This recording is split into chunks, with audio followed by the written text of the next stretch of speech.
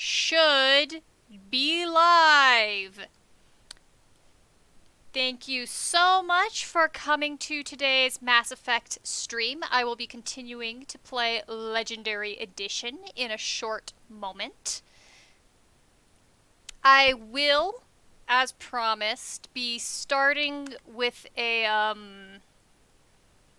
video that has some of the major plot points from the last few streams, just to refresh everybody's memory about what happened in Mass Effect. Hello, Peach! Thank you so much for joining and shouting Pog, Pog, Pog.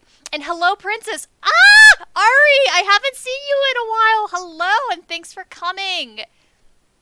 You exist. That is exciting.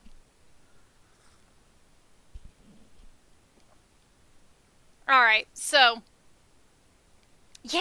Hello! And hello, HC2! Thanks so much for coming! Alright, I am glad I'm doing the recap video for you guys, unless you guys really want me to skip it. I figured that starting with that video gives people a good idea to really quickly refresh the brain about, okay, this is what's happening, and I figured that like about 10 minutes of cutscene stuff wasn't too ridiculously long. So yeah, and says, Peach, please do the recap, you missed the last stream. Alright, sounds good. I was sort of chaotic with how I presented the plot anyway last stream. I was so excited that I didn't go through my normal way, and it was probably a little bit odd. So the recap is especially good, hopefully, so that people can really get that plot ingrained into the brain. Alright, so here we go. We shall pull that up.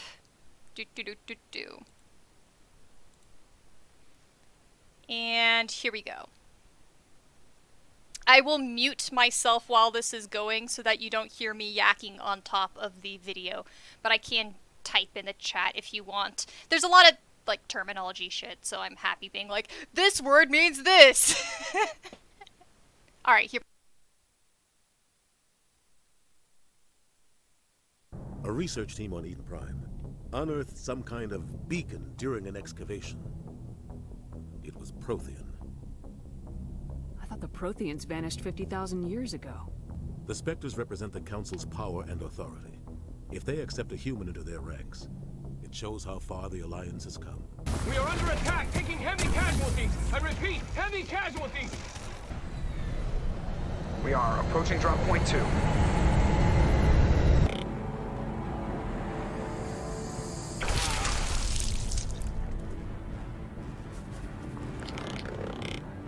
Any idea what kind of enemy we're facing? I think they're Geth. The Geth haven't been seen outside the Veil in nearly 200 years. Why are they here now? They must have come for the beacon. The dig site is close, just over that rise. It might still be there. We could use your help, Williams. Oh god, they're still alive. What did the Geth do to them? Saren, the Council thought you could use some help on this one. I wasn't expecting to find the Geth here. The situation's bad. Don't worry. I've got it under control. What is that? Off in the distance. It's a ship.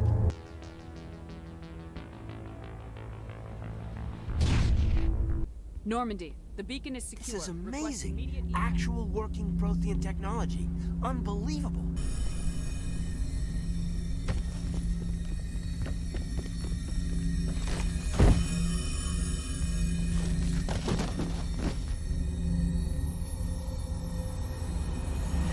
Shep! No, don't touch it. It's too...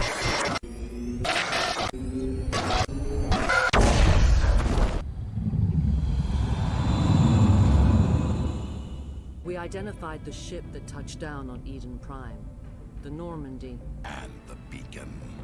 One of the humans may have used it. We don't know what information was stored in that beacon. Lost Prothean technology, blueprints for some ancient weapon of mass destruction, whatever it was. Saren took it. He has the secrets from the beacon. He has an army of Geth at his command, and he won't stop until he's wiped humanity from the face of the galaxy. I'll find some way to take him down. We prove Saren's gone rogue and the Council will revoke his Spectre status. Citadel Security is investigating your charges against Saren. We will discuss the CSEC findings at the hearing. Saren's hiding something. Give me more time. Stall them. Stall the Council? Don't be ridiculous. Your investigation is over, Garrus.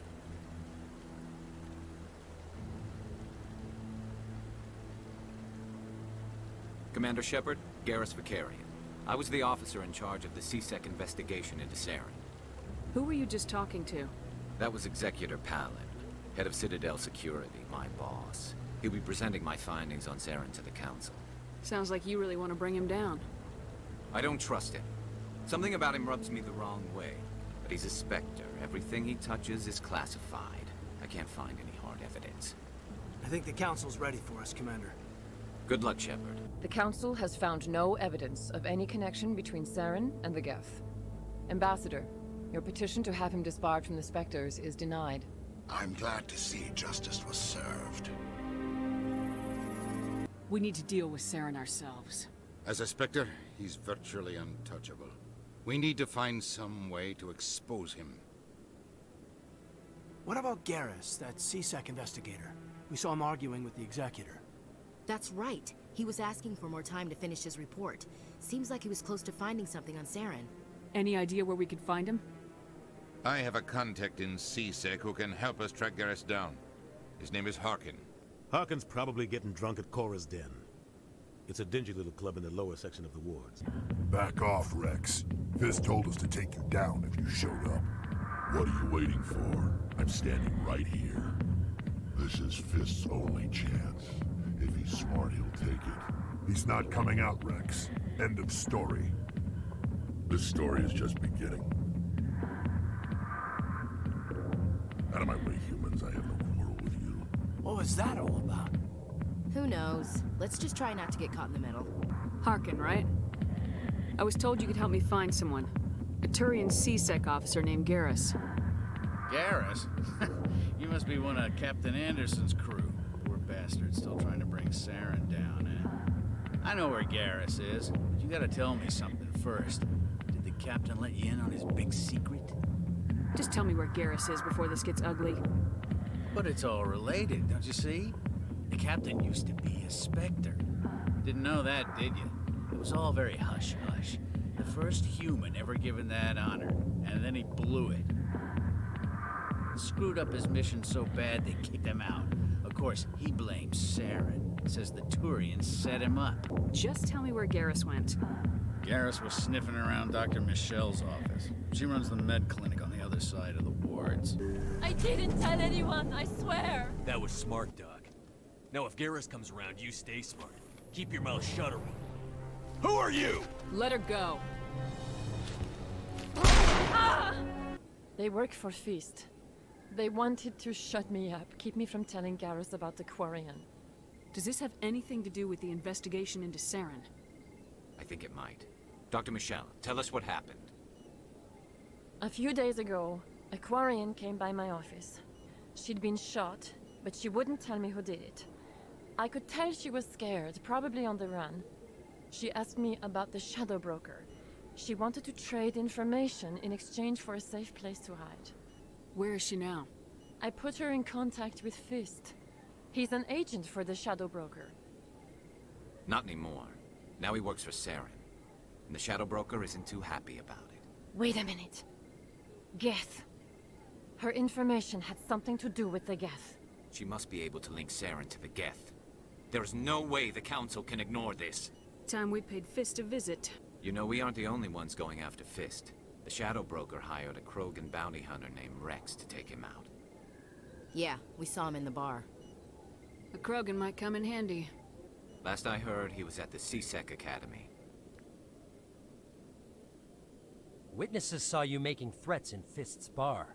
Stay away from him. I don't take orders from you. This is your only warning, Rex. You should warn Fist. I will kill him. You want me to arrest you? I want you to try.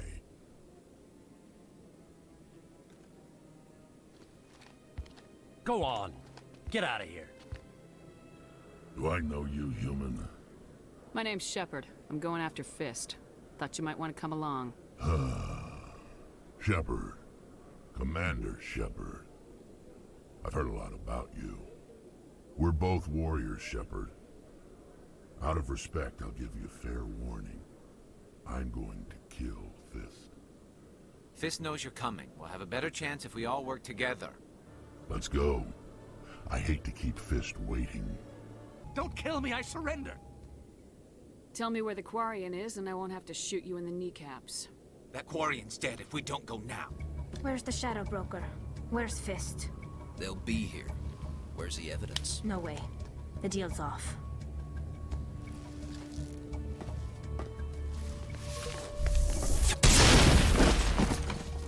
Fist set me up. I knew I couldn't trust him. Were you hurt in the fight? I know how to look after myself. Not that I don't appreciate the help. Who are you? My name's Shepard. I'm looking for evidence to prove Saren's a traitor. Then I have a chance to repay you for saving my life. But not here. We need to go somewhere safe. We could take her to the human embassy. Your ambassador will want to see this anyway. She has information linking Saren to the Geth. Really? Eden Prime was a major victory. The beacon has brought us one step closer to finding the conduit. And one step closer to the return of the Reapers. I don't recognize that other voice, the one talking about Reapers. Are they some kind of new alien species? According to the Memory Core, the Reapers were a hyper-advanced machine race that existed 50,000 years ago. The Reapers hunted the Protheans to total extinction, and then they vanished. At least, that's what the Geth believe. Sounds a little far-fetched. The vision on Eden Prime. I understand it now. I saw the Protheans being wiped out by the Reapers. The Geth revere the Reapers as gods, the pinnacle of non-organic life. And they believe Saren knows how to bring the Reapers back. The Council is just going to love this. The Reapers are a threat to every species in Citadel space. We have to tell them.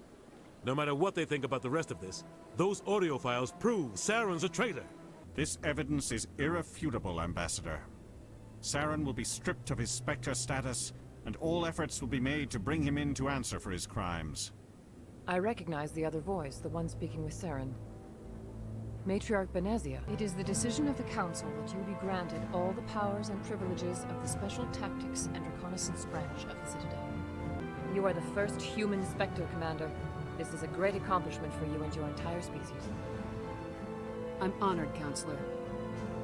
We're sending you into the Traverse after Saren. He's a fugitive from justice, so you are authorized to use any means necessary to apprehend or eliminate him. I'll find him. This meeting of the Council is adjourned.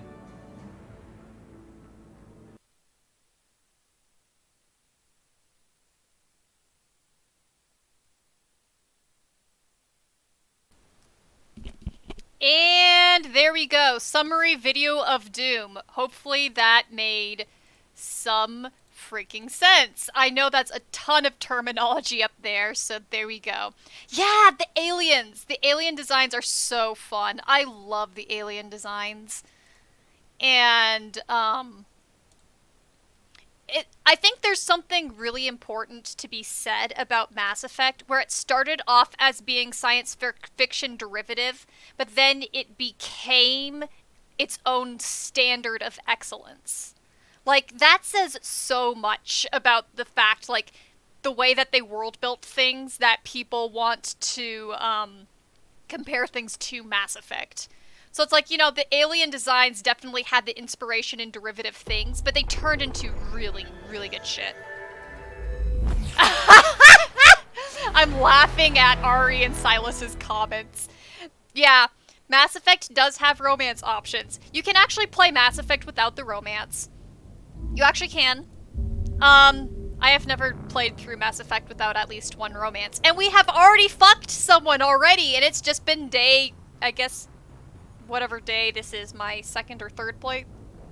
My third. This is my third stream with it. Yes! Kissing aliens is good. All the aliens, all the kissing, Just all of it. Peach, everything I learn about this game makes it more wild. I'm thinking about some of the DLCs where they intentionally get more wild, and I'm just trying not to say anything.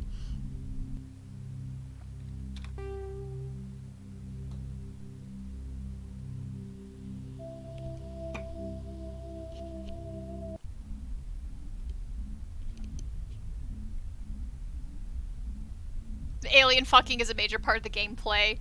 Yeah, I mean, okay, so it's not like the biggest part of the gameplay, but it's, you know, it's like a movie where a romance is totally a thing that happens. Yes, that's right. I am a distinguished bisexual in this game. Alright, so there's two options that we can start with. We can start with the plot relevant point. Or we can go around and basically tour the Citadel and get the tour guide to tell us random shit about the location. The tour guide stuff isn't very important, but if you want to fucking tour guide around, we can tour guide around. I am leaving this stream more open than most streams because I'm not going to be plot heavy this time around. So let me know what you want to do. If we skip the tour, we will be going to a major plot point, and we'll be learning about, we'll finally drill Captain Anderson about whether or not he was actually a Spectre. We'll figure that shit out. So, yeah.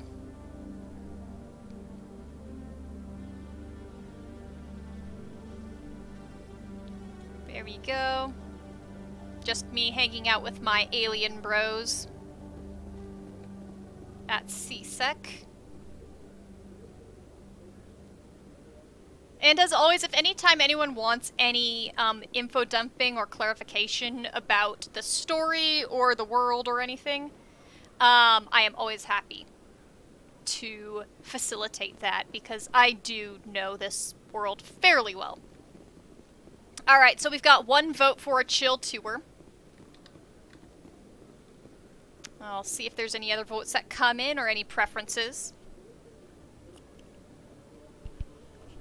The tour being with Rex and Garrus is actually sort of fun because I know Rex has some side comments he'll make. Okay, so Peach wants a tour too. That's 2 votes already. And Ari says, okay, you don't care. And tell about the Pinecone Head aliens. Okay, so I'm guessing by Pinecone Head alien you mean this big boy that's right behind me in the red? Every time I visit the Citadel, CSEC brings me here for a friendly chat. Or, no, the Chunky boys or the Chunky or Slinky. Not the big man, the,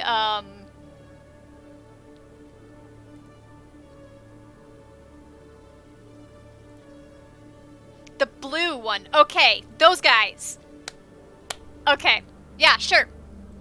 So, those are the Turians. Yes. So, the Turians are more of a military-based, species. They were actually the humans' first contact. So, about 30 years ago, the humans ran into these buddies, and as was the case of both humans and Turians, we were stupid and we started fighting each other, and then we were like, oh wait, that was dumb, and humans and Turians still aren't exactly buddy-buddies with each other, but, you know, we're slightly more buddies. Not exactly the most buddy. We can actually go to the Codex, and you can actually go to the Asari were the first. Information about here. 1,200 years ago, the Turians I were hate invited that they to join the talk Citadel out loud Council during this. to fulfill the role of galactic peacekeepers. The Turians have the largest fleet in Citadel space, and they make up the single largest portion of the Council's military forces. As their territory and influence has spread, the Turians have come to rely on the Solarians for military intelligence and the Asari for diplomacy. Despite a somewhat colonial attitude towards the rest of the galaxy, the ruling hierarchy understands they would lose more than they would gain if the other 2 races were ever removed. Turians come from an autocratic society that values discipline and possesses a strong sense of personal and collective honor. There is lingering animosity between Turians and humans over the First Contact War of 2157, which is known as the Relay 314 incident. Bird tiles! Officially, however, the 2 species are allies, and they enjoy civil, if cool, diplomatic relations. So that's some info about the Turians. We'll get more as we go on. Garrus is an amazing character. There's a reason why he's a favorite. He is such a good character.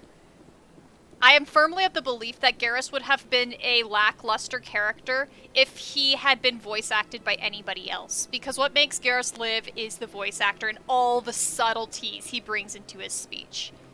Alright, so here we go with the tour. With Avina, who is our tour guide.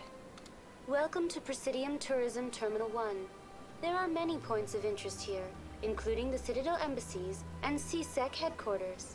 On the far end of this level, you can see the Citadel Tower, where the Council meets regularly to discuss matters of interstellar importance. VAs are so important. You're right, Ari. It's so true. Oh man, I'm so excited for Hancock when I get into the Fallout world. Alright, so now we can ask some shit. Let's ask about the embassies that we're at. Tell me about the embassies.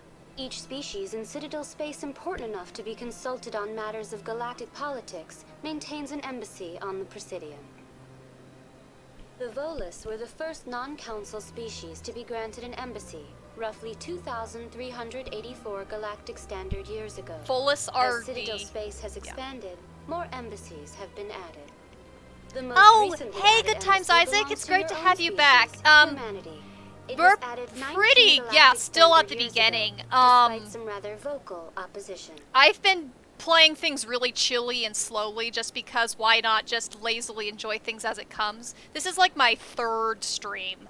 So I'm about to leave the Citadel, but we're doing the little tour first because why not? Why were people trying to keep my species out? Some species felt humanity was given preferential treatment. It often takes a century or more before a new species is granted an embassy. The Council gave a great deal of thought to this matter. In the end, they decided humanity's impact on Citadel space was significant enough to warrant an embassy. And you can actually ask like judgment questions and Avina will be like, I'm not programmed to, blah blah blah. It's not too interesting. How come the Volus were the first species Yeah, given an thanks. embassy? In the early years following the formation of the Council, the Volus were, apart from the Asari and Salarians, the most populous and widespread species in Citadel space. They established many new colonies and trading outposts, and they petitioned the Council for a greater role in determining interstellar policy. The Volus have been In done dirty, let's be recognition of real. their work to expand interstellar trade and establish a standardized galactic economy, the Volus were granted an embassy here on the Citadel. Just an embassy is the comment. Yeah, I mean, really, the Volus should have been a Citadel species for so much longer, but again, you know, there's all these little prejudices that happen in the Mass Effect series, which I guess makes it feel more real, right? Why weren't they made a council race? The Council races have extensive responsibilities. They must provide personnel and ships for the Citadel fleets. They often provide economic two aid is, in times yeah, of two's my disaster. favorite too. It would be unfair to demand such an enormous burden of a species unable to meet these obligations. The embassies allow lesser species to have a voice in the Citadel. Speaking of bias, did you hear that? Lesser species? Yeah, there's shit that goes down. Yeah, yeah, I'm planning on playing a very full playthrough of 1, literally going through, you know, the full hours, you know, to basically play a completionist route of it. I don't think I have the ability to play anything less than a completionist route. That's pretty damn arrogant. I apologize if my personality has offended you. Please submit all formal complaints in writing to the Citadel Tourist and Visitor Board. Yes, there is alien racism, and it isn't just humans versus aliens. There's multiple aliens that dislike each other for various reasons. You know, it has a whole complex wave of interactions. We might as well talk about the council since we were just sort of talking about the embassies and council shit. So here we go. What can you tell me about the Citadel Council? Originally, the council consisted of representatives from the Asari and Salarians, the two dominant species in Citadel Over 24 space. hours? Makes Roughly sense. 1,304 I galactic usually standard estimate years 30 ago, for a Mass Turians Effect were invited to playthrough of join any of the council in games, recognition give of or the role take they a few played hours. during the Krogan Huh. Rebellion. Since then, the three council races have worked together to ensure the peaceful coexistence of the galactic community, while preserving individual autonomy for each species. Yeah, Avina is literally basically just like a computer that's been programmed to say these things, but it says so fucking much that they programmed the computer to give that response. Yeah, Ari, I know, right? You just sort of sit there, you're like, oh my gosh, these dudes who programmed Avina have such frickin' bias. It can't be as simple as that. There must be problems somewhere in the system. I am not programmed to make that kind of qualified judgment. My code is limited to information and simple interaction simulations. Alright, Spectres. I am a Spectre, I'm awesome. Do you know anything about Spectres? The term Spectre is derived from the branch of Special Tactics and Reconnaissance. Each Spectre agent is handpicked by the Council. Their primary role is preserving galactic stability and resolving volatile situations that cannot be handled through normal political channels. In this role, they are granted extraterritorial rights and jurisdictions. Spectres answer to no law or authority except the Council itself. And then CSEC, which is what Garrus is. Or technically was, because he's leaving CSEC to be with me. Because he didn't like the red tape. I want to know more about Citadel security. Citadel security serves as law enforcement for all regions of the Citadel, though the majority of officers serve in the wards. Executor Palin, a Turian, is the current head of CSEC, but individuals from virtually every species across Citadel space serve as officers beneath him. If you wish to learn more, Executor Palin's office is located in the CSEC headquarters just across the lobby. Goodbye. Goodbye, and thank you for using Avina. Please enjoy your visit to the Citadel. Okay, I think I'm trying to remember which was technically the number 2 tour location. Not like it really matters that you go in order for the tour locations. Since it's basically just world-building info dumping through a slightly biased source. I do like that they added that little twinge of bias into it, just to really give you a little bit of sense of what you're dealing with throughout Mass Effect. Even though Mass Effect is a series that I feel has a certain positive element to it, at least until number 3, you know, because it has that bombastic, heroic side to it, that hopefulness. It's also got a lot of that realistic element and edge to it as far as shit that goes down. Okay. Avina's right back there. We're going to be talking to Avina about this. The relays, you guys maybe remember, probably don't. At the very opening cutscene of the game, we use this thing to transport. It's basically the way that we can do faster than light travel. That's what relays are. And the relays were left to us by the Protheans. Presumably. Anyway. Welcome to Presidium Tourism Terminal 2. You are standing near the base of the Citadel Tower, one of the Presidium's most recognizable and important structures. Behind me is the spectacular Relay Monument, a scale model representation of a Prothean mass relay. The bug To your thing is left called a is one of keeper. the keepers, the enigmatic caretakers of the Citadel, working on a control panel. You may see keepers I think they're involved in cute. various tasks throughout all levels of the Citadel. We ask that you do not interfere with them in any way. The keepers are essential to the smooth operation of the Citadel. I think they look like Obstructing praying their daily work mantises. will result in harsh penalties, including incarceration and rehabilitation. So we can talk more about the keepers. Okay, so, yeah, keeper. I'm sure keepers, like, keeper is such a common term for something like a fantasy world or something. So I'm sure there's like 3,000 different fictional keepers, right? Oh, you're scared of praying mantises? Okay, fair. I always get excited. I fucking love praying mantises. Whenever my sister and I found them as kids, we'd always, like, chase after them and pick them up and stuff. I'd like to know more about the keepers. I also petted bees, Little though, is so... known about these peaceful servants of the Citadel, though I they are love essential to the bugs. operation and maintenance of the entire station.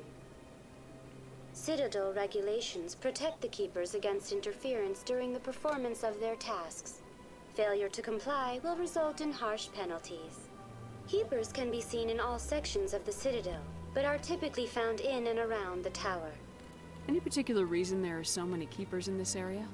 The keepers do not communicate with other species. Hey, Lily. It is assumed, however, that the tower houses the Citadel's primary Technically control about 30 systems. minutes, but we've really Many done of nothing. the station systems, such as navigation I did and life announce it. support, function automatically. It is believed the keepers operate those systems from inside the tower's inaccessible core.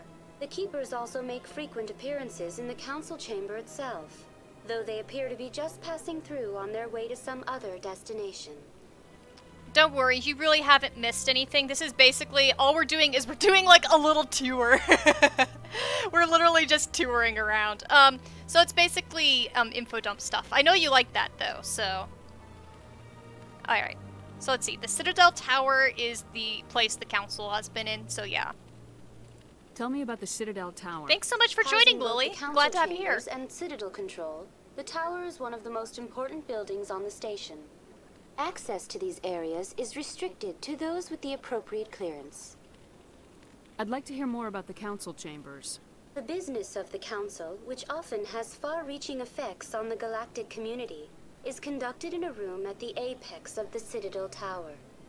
The Council chambers themselves are truly a magnificent sight to behold, though few get to experience the view in person. Typically, only the councilors, ambassadors, and high-ranking officials, along with various support staff, are allowed access. I've seen it. That sounds like such a 3-year-old thing to say. I've seen it! Yes, it's Ari! Ari is here! It's so wonderful to have you here. Inside the council chambers. Only a handful of visitors to the Citadel are ever granted that privilege. I would be jealous, but that is outside the scope of my program. I love that phrase. I would be jealous. But yeah, wow. Yeah, there's some hilarious bias in how they program Avina. What if someone has business with the council? The average citizen must go through the proper channels if they wish an audience with the council. This is usually arranged through their respective ambassadors. Even then, few are given access to the actual council chambers. In most cases, the ambassador acts on behalf of the citizen. Cool. Okay. Wait, I don't think I did Citadel Control. What happens in Citadel Control? Citadel Control handles all incoming and outbound transit. Every ship within 2,000 kilometers AKA of the Citadel air traffic is under controllers. the jurisdiction of Citadel Control. At peak capacity, they are responsible for monitoring upwards of 1,000 vessels. Alright, and then the relay monument behind us, the little statue of doom. Tell me more about the relay monument. Technically, none of this is Discovered by the superfluous Saren information. who first arrived at the Citadel, the relay monument is one of the station's most interesting and controversial features. What is the meaning behind this striking piece of art? Is it a tribute to Prothean vanity? A reminder of their conquest of the I always love galaxy this one. through mass relay technology? Or perhaps it is a symbol of unity, a Prothean acknowledgement that the relays would eventually lead other species here to the Citadel. No one can say for sure, making the relay monument a favorite topic of discussion among academics and scholars. That's all for now. Thank you for using Avina. Have a pleasant day. So one of the nice things about them having these tour guide and info dump options is it helps you remember the information about the universe from the beginning. Of course, the more you play, the more it gets integrated into your thinking, but it's nice that they have like a nice redundancy structure built into things so that the redundancy helps you remember shit. Avina, oh my gosh, the hand lotion. And see, sometimes like you can talk to your squad mates and they'll talk about this shit that they see in front of them. I was never a fan of this statue. The Krogan monument just seemed more impressive to me. The Keepers never paid much attention to that relay monument. I always found that a little strange. Technically, all of that is foreshadowing. Yeah, exactly. It's so useful for the first plays. And then, of course, as a second playthrough, you're like, you appreciate it more if you're studying narration and you understand how narration works. Otherwise, you just take it in stride and you're like, oh yeah, everything makes sense. Yeah, don't you? It's just so nice. And also, like, you know, you see, like, floating jellyfish aliens and stuff like that. It's great.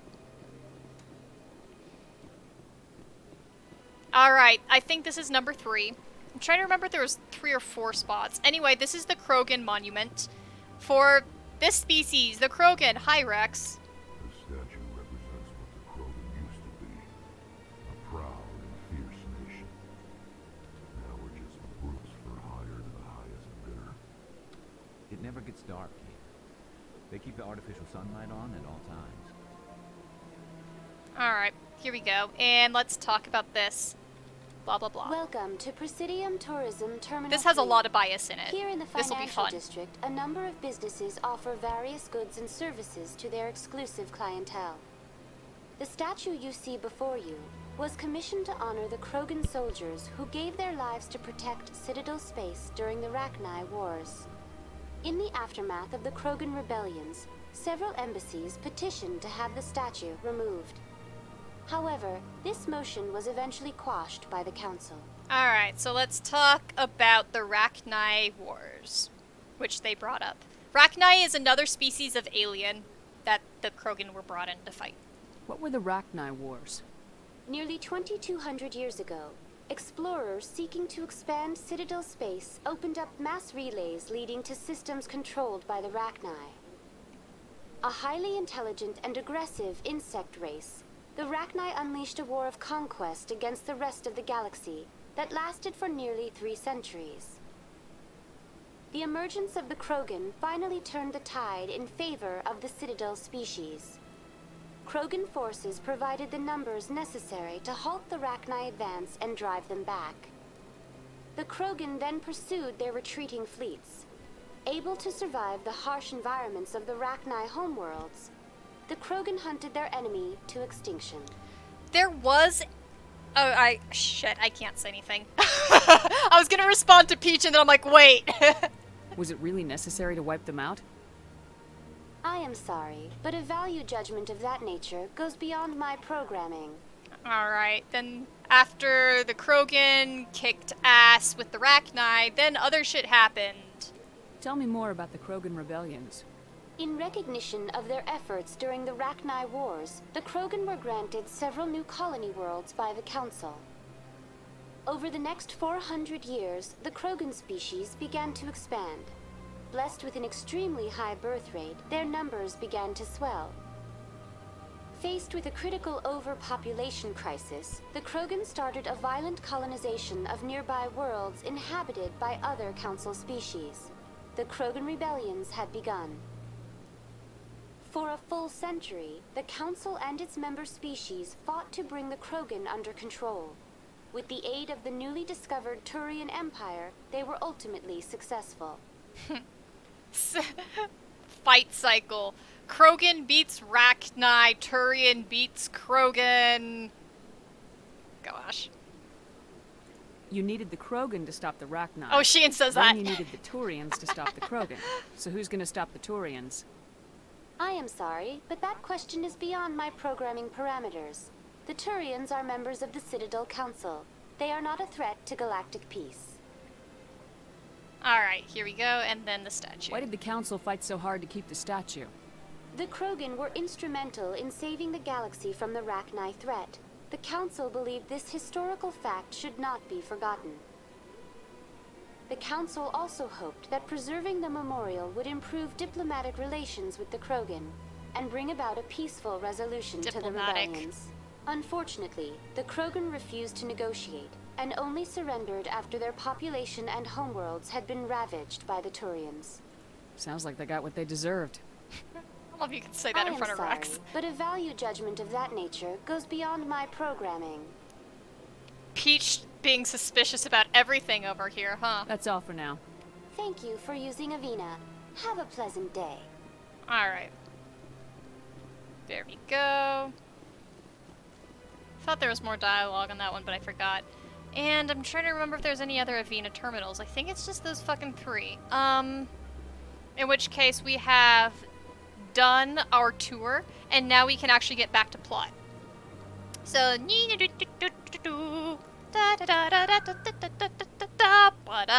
okay, wards, go to Seasick. And now we're gonna, again, as I said before, we're going to talk to my captain, David Anderson, about the fact that I am chasing after Saren, the big bad, and about whether or not it's true that my captain used to be a Spectre before me. Must be hard for you, Garrus, knowing that the person behind all this death and destruction is a Turian Spectre. Saren is either a traitor or a madman. Taking him down will restore the good name of Turians everywhere. Glad to hear it. Yep, David I was Anderson. losing sleep over the prospect of people not loving the Turians.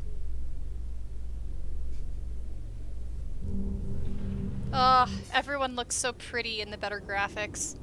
Alright, so here you can sort of see what the Citadel looks like a little bit better. See, there's the 5 panels.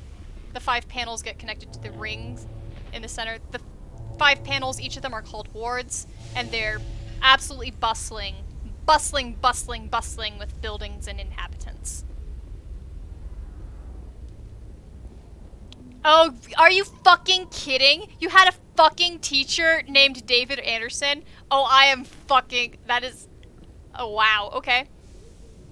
Okay, here we go. Ambassador Udina and David Anderson. This Anderson I actually like. I've got big news for you, Shepard. Captain Anderson is stepping down as commanding officer of the Normandy. The ship is yours now. She's quick and quiet, and you know the crew. Perfect ship for a Spectre. Treat her well, Commander. Forced retirement. How about that? This isn't right. The Normandy belongs to you. You needed your own ship. A Spectre can't answer to anyone but the Council. And it's time for me to step down. Ooh, college president. Okay, that's even worse. I'm sorry, dude. Come clean with me, Captain. You owe me that much. I was in your shoes 20 years ago, Shepard. They were considering me for the Spectres.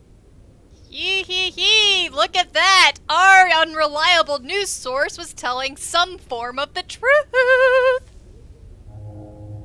Why didn't you ever mention this? What was I supposed to say? I could have been a Spectre, but I blew it? I failed, Commander. It's not something I'm proud of. Ask me later and I'll tell you the whole story. For now, all you need to know is, I was sent on a mission with Saren, and he made sure the Council rejected me. I had my shot. It came and went. Now you have a chance to make up for my mistakes. I won't let you down, sir. Saren's gone. Don't even try to find him. But we know what he's after. The conduit. He's got his Geth scouring the Traverse looking for clues. We had reports of Geth in the Pharaoh system shortly before our colony there dropped out of contact, and there have been sightings around Noveria. Find out what Saren was after on Pharos and Noveria. Maybe you can figure out where the conduit is before he does. Are you fucking kidding me about that David Anderson club? Are you fucking kidding? The Reapers are the real threat. I'm with the Council on this one, Shepard. I'm not sure they even exist. But if they do exist, the conduit's the key to bringing them back. Stop Saren from getting the conduit, and we stop the Reapers from returning. I'll stop him. We have one more lead. Matriarch Benezia, the other voice in that recording. She has a daughter, a scientist who specializes in the Protheans. We don't know if she's involved, but it might be a good idea to try and find her. See what she knows. Her name's Liara, Dr. Liara Tassoni. We have reports she was exploring an archaeological dig on one of the uncharted worlds in the Artemis Tau cluster. Oh, okay. That's, that is so funny. So there's a funny... Okay, I have 2 funny stories about name things after I get through this dialogue. The colonists on Pharos might still be alive. It's your decision, Commander. You're a You Spectre. guys are really astute with don't answer to narration, us. y'all. But your actions still reflect on humanity as a whole. You make a mess and I get stuck cleaning it up. This dialogue is the funniest one, so we're doing this one. I'll take care of Saren. You take care of the political fallout. Not exactly the answer I was looking for, Shepard. Remember, you were a human long before you were a Spectre. I have a meeting to get to. Captain Anderson can answer any questions you might have. Alright, so now we can finally talk to Anderson about his full backstory about Spectre ship and Saren and stuff. But first, 2 fucking stories about name switches. So I have one friend I can't give the name for because, you know, privacy and stuff. But there was one time I was watching a TV show and there was a contestant and their names, that contestant's first and last name were the same except the first 2 letters were switched from what my friend was. And I, like, absolutely, like, passed out dying laughing because I was like, the fact that it was the same name except that the first letters of the first and last names were swapped. But I was just like, what the fuck? How does that even happen? So that one was funny. And then another funny one is that my parents, there is another couple with their full names. Like a married couple, both of them the same full names. It's like, what the fucking hell? Life is weird. Okay. Hi there, Anderson. Give me answers after I get a codex entry right here. There we go. Cool. Just a small completionist thing. Basically, you can collect codex entries. The little codex is like the little encyclopedia shit thing that I was showing you. Yes, Commander? How are you holding up? Honestly, this isn't how I pictured my career coming to an end. Answer, son. Pushing papers really isn't my thing. I But love you're you, the one who Lily. can stop Saren. I believe in you, Shepard. If that means I have to step aside, so be it. Tell me what happened with you and Saren 20 years ago. It's close to 20 years ago now. Ambassador Goyle was our representative here on the Citadel. Like Udina, she wanted to get a human into the Spectres. She chose me. The Council sent Saren to keep an eye on me and evaluate my performance, just like they sent Nihilus to keep tabs on you. And by the way, this whole Saren adventure is what the first Mass Effect novel is about. It's a good book. Why weren't you honest with me? It's not something I'm proud of. I had a chance to become the first human Spectre, and I failed. Saren made sure of that. I think I deserve the whole story. We had intel on a rogue scientist being funded by Batarian interests. He was trying to set up a facility to develop illegal AI technology out in the Verge. Alliance intel had done all the work, but the Council wanted a Spectre involved. We compromised. I was assigned to help Saren in his investigation. We tracked the scientist to a refining facility on Kamala. He was hidden away somewhere inside, protected by an army of Batarian mercenaries. The plan was simple. Sneak into the plant, capture the scientist, sneak back out. Quick, quiet, and a minimum of bloodshed. I'm guessing things didn't go as planned? Saren and I split up to cover more ground. Then about halfway through the mission, there was a massive explosion in the refinery core. Officially, it was ruled an accident, but I think Saren detonated it on purpose to draw off the enemy guards. The plan was simple is like famous last words. Sounds like overkill to me. The explosion tore the refinery to shreds. The whole place was on fire. Black chemical clouds poured out into the atmosphere. Nobody inside survived. There was a camp for the workers and their families nearby. Between the fires and the toxic fumes, the final death count was over 500. Mostly civilians. Saren didn't care. The target was eliminated. Mission accomplished. I'm not And I familiar ended up with taking the blame. what you just brought up, Lily. That ended Is that all like talk of me joining the Spectres. show, webcomic or something? Saren caused the explosion. How'd he pin it on you? In his report, Saren accused me of blowing his cover. He said it was my fault the guards were ready for us. He claimed that's why it turned into a massacre. Saren's report was all the proof the Council needed to kill my chances of becoming a Spectre. Wow, Saren's been a murdering liar all along? Who woulda thunk? Don't blame yourself, Captain. Oh, okay. I don't. Cool. I blame Saren. Oh, that's fun. I think he wanted things to go bad. He was looking for an excuse to blow that refinery. Maybe he just likes the violence. Maybe he was just trying to make me look bad to keep humans out of the Spectres. If so, he pulled it off. Ha, Saren's been shitty for 20 years and only now is justice coming up to him. Does this sound familiar to life? Also, BT Dubs, David Anderson's texturing that they've done, I'm starting to get more attached to now that I've seen it longer. It looks better in this lighting than... Yeah, I'm getting more attached to it. I'm accepting it more. Why'd you let him get away with it? Who do you think the Council was going to listen to? Me? Or their best agent? I had a bad feeling about him right from the start. I should have been more careful. Maybe I could have stopped things before they got out of hand. Also, fun fact, you will run into, Saren information. Oh, shit.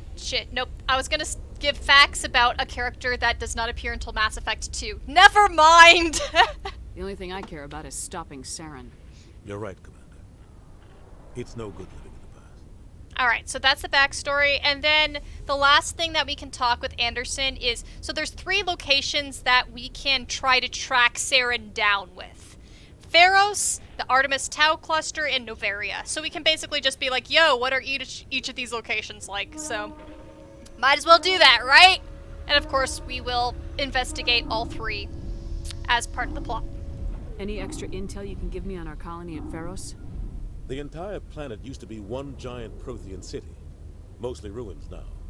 But some of the infrastructure is still intact. The colony tried to build on what the Protheans left behind. We lost all contact with them when the Geth attacked. Okay, so that's Pharos, Artemis Tau. What do you know about the Artemis Tau Cluster? Not much. I've never been there myself. A handful of systems with a few small, uncharted worlds, but no real colonies. Might not be easy finding Dr. Tassoni out there. My advice is to look for the world with the Prothean ruins. Yep. Saren's been a jackass for a while. Fuck that buttface. Although I really think he's... as far as some of the enemies in Mass Effect are concerned, I don't hate him. He's got a cool appeal to him. Novaria's trouble. Always has been. The whole planet's basically a center for corporations to conduct illegal research. Watch your back there, Shepard. Spectres are about the only form of Citadel authority Novaria respects. But they aren't popular. I should go. I'll be here if you need anything. Cool. Okay, so... here we go. Let's start launching the fucking ship into fucking space. This is where the game finally starts to open up.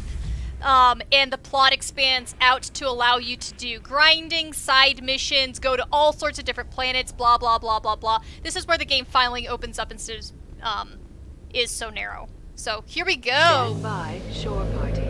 Decontamination in progress. Here we fucking go, y'all! I heard what happened to Captain Anderson. Survives 100 battles and then gets taken down by backroom politics. Lily, I love you. Just watch your back, Commander. Things go bad on this mission, you're next on their chopping block. Saren's out there somewhere, and we're gonna find him. Everyone on this ship's behind you, Commander. 100%. Intercom's open. If you got anything you want to say to the crew, now's the time. This is Commander Shepard speaking. We have our orders. All the speeches Find are Saren cool. before he finds the conduit. I won't lie to you, crew. This mission isn't going to be easy. For too long, our species has stood apart from the others. Now it's time for us to step up and do our part for the rest of the galaxy. Time to show them what humans are made of. Our enemy knows we're coming. When we go into the Traverse, Saren's followers will be waiting for us. But we'll be ready for them, too. Humanity needs to do this. Not just for our own sake, but for the sake of every other species in Citadel space. Saren must be stopped, and I promise you all, we will stop him. Well said, Commander. Captain will be proud. The captain gave up everything so I could have this chance. We can't fail. Yes, ma'am. Woohoo. I was lazy and just picked the Paragon options. I know there's some other really cool dialogue points in some of the other options you can pick for the speech, but I really don't have all of that one memorized, as I do some parts of Mass Effect where I know what you fucking say when you push each fucking dialogue option. But yeah, so, oh my fuck, okay, that's Peach, okay, that meme mention, A+, A+ meme mention, that was nice. Yeah, so what's sort of fun about Mass Effect is you can choose to be a slightly shitty person, and you can actually be like a xenophobic character who makes some xenophobic remarks, especially in the first game. Or you can be a person who's like, humanity, let's work together with the aliens. You know, you have that option to say different things. Yeah. So you can sort of choose whether or not your Shepard is a slightly shitty person. Okay, so now we get to do some... Let's meet our squad a bit, so we can do a whole lot of dialogue options. So let's just chat it up with all the people on our crew, shall we? This is gonna be with Jeff Moreau, Joker. Okay, Tokyo, can it be xenophobic against the humans, though? Oh my fucking hell. If only. If only. Unfortunately, you can't. Well, not really. Yeah. Alright, let's talk to Joker. I love Joker. I love him. Commander, something you need? How's the Normandy performing? Is she everything they said she'd be? She's the best ship in the fleet. If you've got a pilot who knows how to handle her. Balance isn't what you'd expect. Takes a while to get used to that oversized drive core we got stuffed in the back, and her power can sneak up on you if you're not careful. The Normandy's probably too much ship for your average Alliance pilot, Commander. Lucky for you, I'm anything but average. Way to brag it off. I love Joker's cockiness. He's great. And I love his sarcasm. Like, he's not a jokester. He's a sarcastic, slightly pessimistic human being. I love him. Best ship in the fleet doesn't necessarily mean good. The Normandy is a fucking awesome ship. Oh, let me show you. Let me show you something. Speaking of how much I love the Normandy.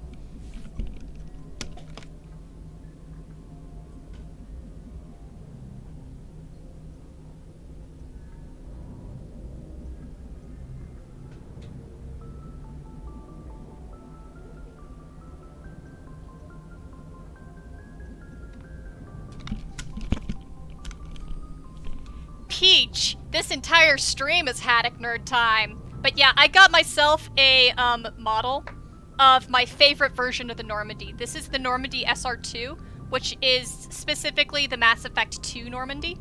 So, this is actually a really pretty model. Like, look at the, I'll like try to zoom in. You can see some really cool detail.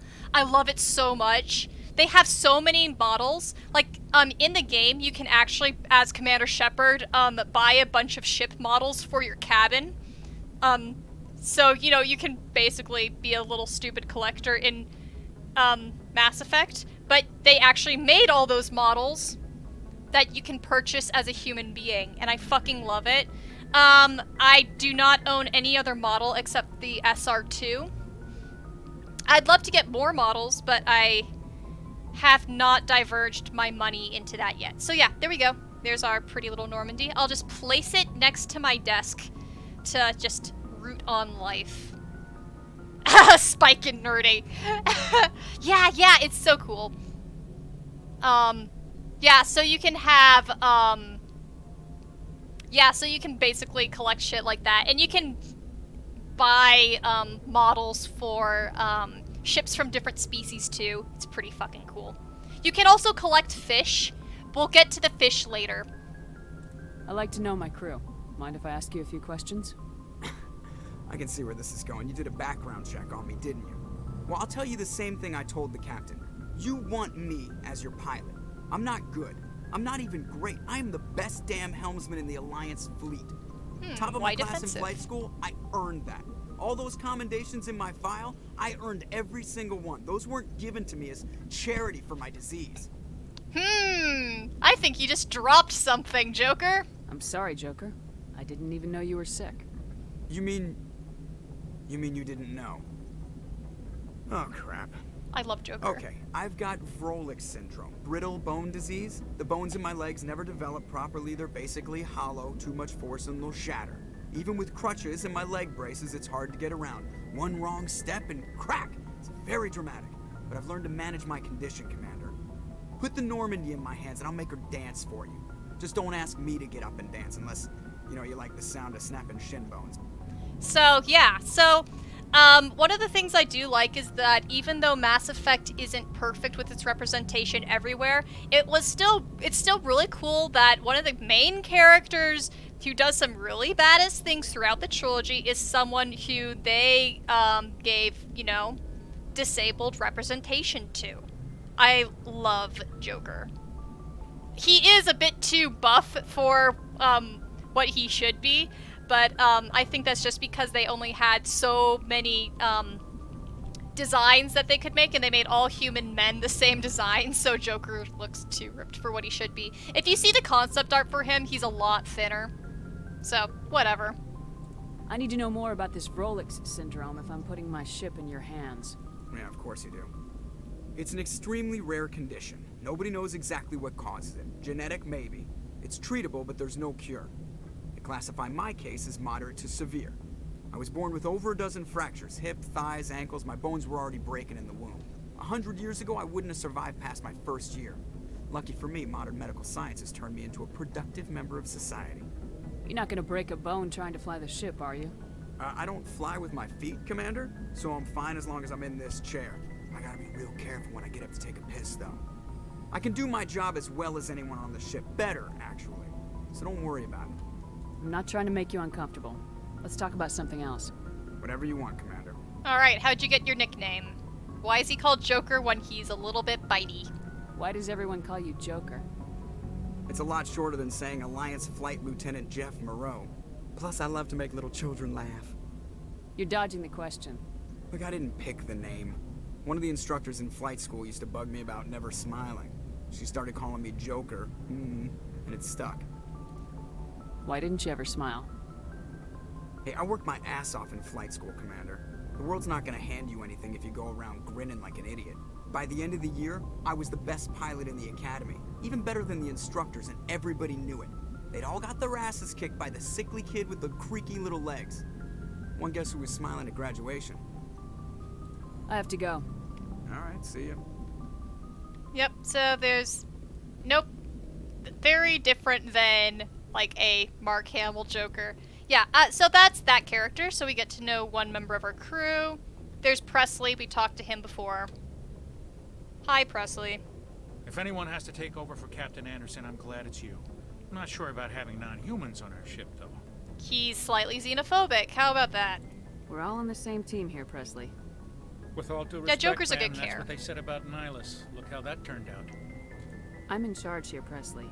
I decide if we have non-humans on this vessel. Yes, ma'am. Understood, ma'am. Speak freely, Presley. I want to know if you have a problem with non-humans. Man, I keep trying It's to not make... that, Commander. Well, I keep Humanity is always stopping handled myself its from own making problems. jokes about later Saren games. attacked one of our colonies. We should be the ones to stop it. We don't need their help. Oh, cool. Yeah, no, sure. Multitask as much as you want. I have not watched sports in a while yet. I actually sort of miss it. Some people think asking for help is a sign of weakness. That's just being stupid and stubborn. No matter how strong you are, allies can make you stronger. I guess so. Maybe I'm just stuck in the old ways of thinking. But don't worry, Commander. This won't be a problem. See, I know lots of y'all aren't like athletes or whatever, or watch sports or anything. I've got a lot of jock in me. I think a lot of people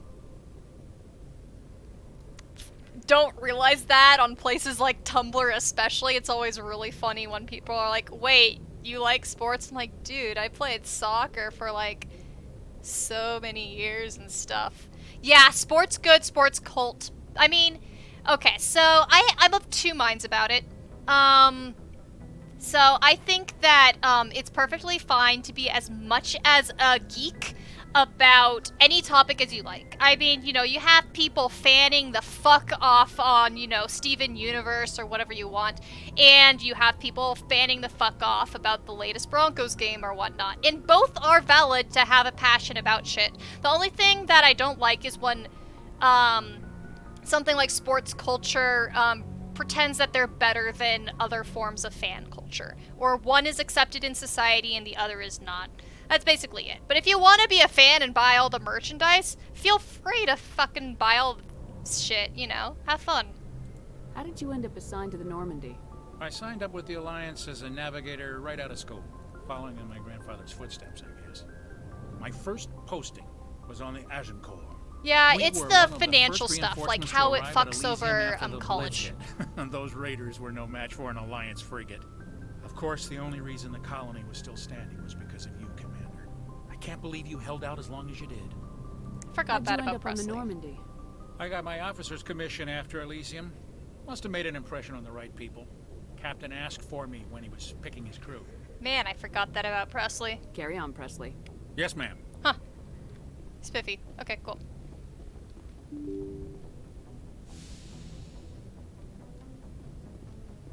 Yeah, that's exactly it, y'all. I think we're all of the same mind sort of here. Okay, since y'all were fucking talking about my doctor being a MILF, granted I'm the one who brought it up, let's go and talk to the MILF, you motherfucking horny bastards. Yes, Commander?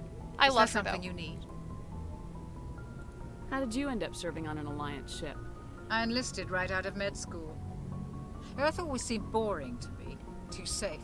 She's also a cool personality. I figured the colonies were teeming with exotic adventure. I wanted to travel the stars, tending the wounds of tough soldiers with piercing eyes and sensitive souls. Turns out military life isn't quite as romantic as I'd imagined. But humanity needs the Alliance if we want to keep expanding through the Traverse. And the Alliance always needs She will be in all 3 games, so you'll be able to see her in better lighting. I love the fact that, like, you know, you have the elderly woman with the gray hair, and she's like one of the most adventurous people out there who just doesn't settle down. Ever think you made the wrong choice? Sometimes I think about opening a private practice back on Earth. Or maybe taking a position at one of the new med centers out in the colonies. But there's something special about working on soldiers. If I left the Alliance now, I'd feel like I was abandoning them. Okay, since she's a doctor, we can also ask her about one of my squad mates, Kaden Alenko. So Peach says, is she really elderly or just older? I mean, I don't think she's, like, elderly. She's not elderly, but she's older. I mean, she's old enough to have a full set of gray hair. I don't know. I suppose we could look up on the Mass Effect wiki to see if we ever got any information about when she was born or something.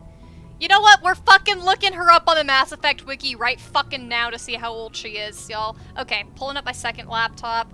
Mass Effect, Chakwas. Karen Chakwas is the human doctor.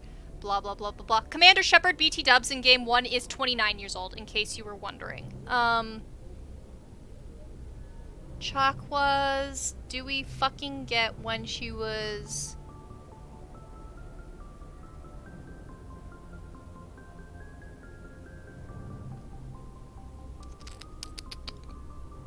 I am not seeing a birth here.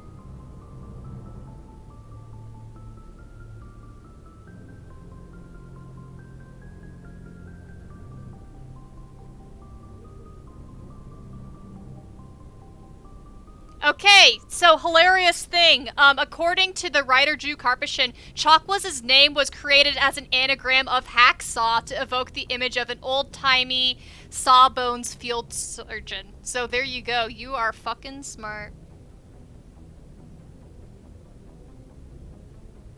Okay, I am not seeing anything about her age. She lived through the liberation of Shanxi, the Skillian Blitz, and more. So that makes her at least 40 to remember it. I guess she's probably like in her 50s or something. Maybe 60s. Oh wait, no. So there's another thing is Mass Effect, humans live a little longer too, so we have to bump up ages anyway because of longer human lifespans. Not like extremely longer, but still longer, more health shit. Okay, right.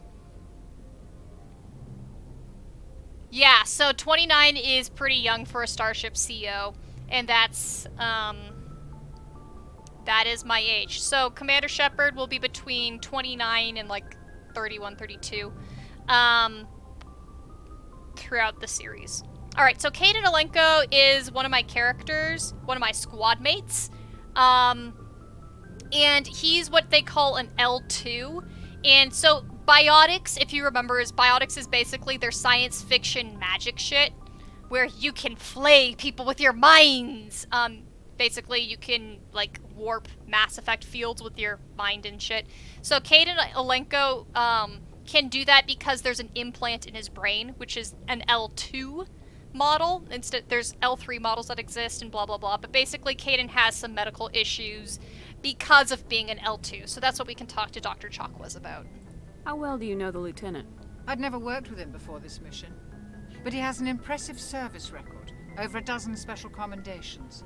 Tends to keep to himself, though. Maybe because of the headaches. It's not easy being an L2. What does that have to do with it? Well, most biotics now use the L3 implants. Lieutenant Alenko was wired with the old L2 configuration. Sometimes there are complications. What kind of complications? Severe mental disabilities, insanity, crippling physical Humans don't pain. live quite that There's a long long in list Mass of Effect. horrific side effects. Caden's lucky. He just gets migraines. I should go. Goodbye, Commander. Alright, so there we go. that's a little bit of info. And then we can talk to Caden himself. Hi there, Caden. How you doing, bud? So fun fact is, if you play a male ship, this is where Ashley will be. Basically, they have the romantic interest, the human romantic interest, more accessible. And you can only do hetero humans in the first game. Caden is bisexual, though. He's actually bisexual. You can romance him by Mass Effect 3 as either ship. Anything you need, Commander? Which is another reason that he is underappreciated, is this is bisexual boy. What's your opinion on the last mission? I don't see how we could have done things any better. At least not without getting to Eden Prime sooner. And we were on the scene faster than any other Alliance ship could have been. I also like how, like, again, I'll be talking about this a lot, is Ashley is more of the heart of the humans, and Caden is a bit more of the logic, analytical side of him. I mean, he still has some very emotional side to him. He gets suspicious easily. I sort of like that, sort of like, suspiciousness in him. He's a very subtle character, and I think it goes over a lot of people. Just trying to get a sense of where the crew's at. Thoughts? I've wasted enough of your time for now, Commander. We'll have time for personal debriefings later. Okay, thanks for letting me know, Lily. Let me know sooner, y'all, so that I can fix things. I will bump up the audio. Let's try that.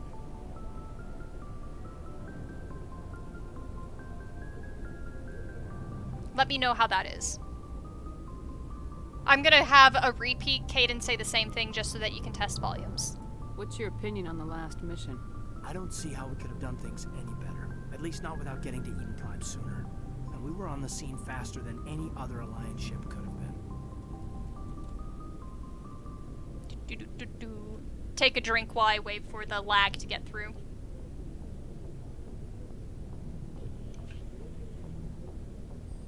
I put the volume on what I had last time, but that doesn't mean that it always goes over smoothly. Streamlabs and OBS every once in a while does shit. Still not exceptional? Okay. Then we will do even fucking more. That's totally fine. Just as long as there is a decent balance between me and the game. So here's test number 3. Actually, okay. So...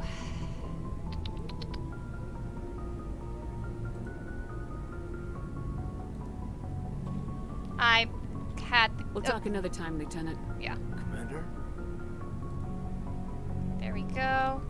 And the game sometimes hangs if you switch in and out of windows too much, which it just did, but that's fine. I'll just open it up again. Okay, so it's at 5.5. Okay, that's good to know. I had in my notes that the last stream I did was good after my own testing, and that was at -9 decibels, but this is actually now at -5. I'll write that as a new note to myself that I will have to have it less down. One thing I have noticed actually with playing the remaster already too is that they're inconsistent with their volume levels. They fixed some of the volume issues, but not all of them. I've noticed that. So might as well get them. I cannot do that. Like,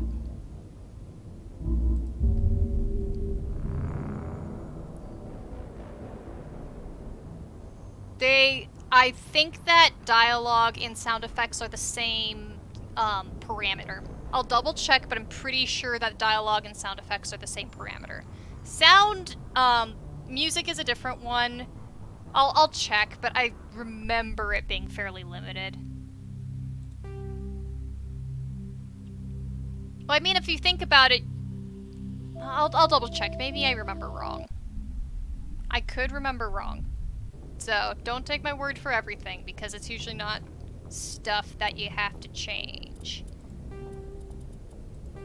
Alright, here we go. You're right. So, let's drop the sound effects to, I don't know,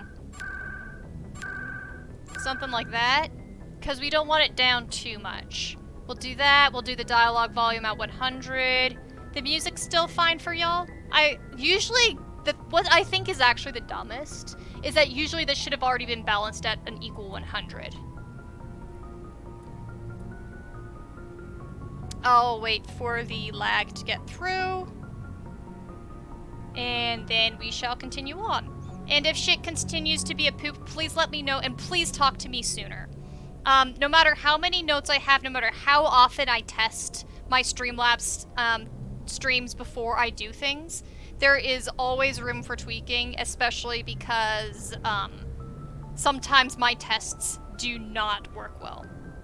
Yeah, the gunfire is a funny, fascinating thing because, like, when I watch a stream, the gunfire gets to me, but when I'm playing myself, the gunfire, it doesn't get to me. And I feel like there's just that obnoxious difference between in-player experience versus out-of-player experience. And I think it's really fascinating. So, yeah, no, I'm totally with you, Silas. Like, that gunfire does hit when you're watching it.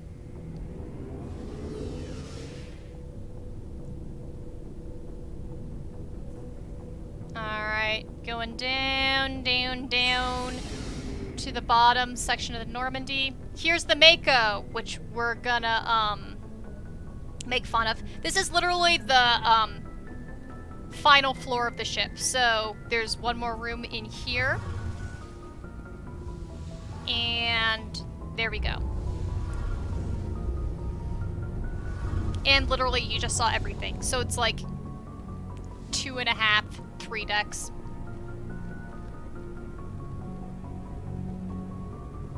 Yeah. Cause, yeah, that's the hard thing, is, the dialogue gets too quiet, or the gunfire gets too loud, with stuff. So hopefully this new balance will do things.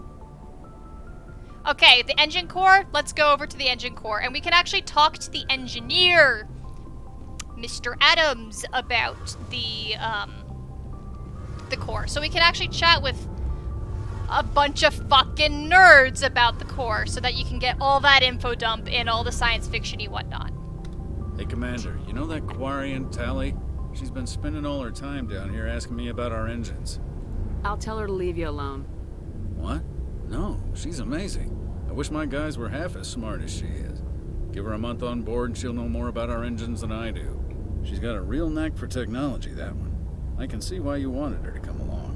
Awesome. Yeah, especially because, like, guys, you guys get the full experience, I don't. I do tests by doing, like, videos of, like, about a minute before I start streaming to make sure that the balance sounds okay to me, but I don't get the full sound effect thing and so forth, so that I'm basically guessing. I don't hear the full sound output, so I'm always appreciative when you're like, hey, bump something. It's so easy for me to do, so, yeah. I figured she'd be a real asset to the team. You got an eye for Tally, Commander, but I'm guessing that's not why you came down here. Tali's so smart. I love her. Alright, so now we can, I guess, let's just go through the info dump of the world and the stealth system, whatnot. Fill me in on the IES stealth system. How does it work exactly? You can't hide a ship out in space. They emit too much heat and radiation. Too easy for sensors to pick them up, unless you find a way to capture those emissions. So our stealth systems trap the energy we give off in storage sinks built into the ship itself. No emissions to give away our location. Eventually, the sinks have to be vented. More than a few hours silent running, and they overheat. Cook us inside our own hull. Invisible! There's no way for anyone to detect us? A visual scan can still pick us up. Anyone looking out a window can see us plain as day. But you have to be pretty close to get an actual visual out in space. Most vessels rely on scanners. As long as the stealth systems are engaged, they can't see us. Not unless we accelerate to FTL speeds. I love that we still fucking have windows. Why doesn't it work with faster-than-light travel? Cranking up the FTL blue shifts our emissions, pushes them into frequencies too high to capture in the sinks. As soon as we make the jump, it's like setting off a flare. Sensors can pick up our location whenever we enter or exit FTL flight, but for short-range missions, our stealth systems are amazing, and we've got the only one. Yeah, so our ship is pretty damn awesome because it's cutting technology, and it's also a collaboration effort between the humans and the Turians, which is cool. I want to know more about the Normandy. She's the best ship I've ever served on, probably the fastest vessel ever designed. She's the only one using the new Tantalus drive core. What's so special about the Tantalus drive core? Proportionally, it's about twice the size of any other vessel.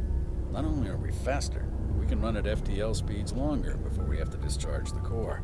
Cool, so that's the little info dump. If you go through the codex, you can keep on reading fucking more.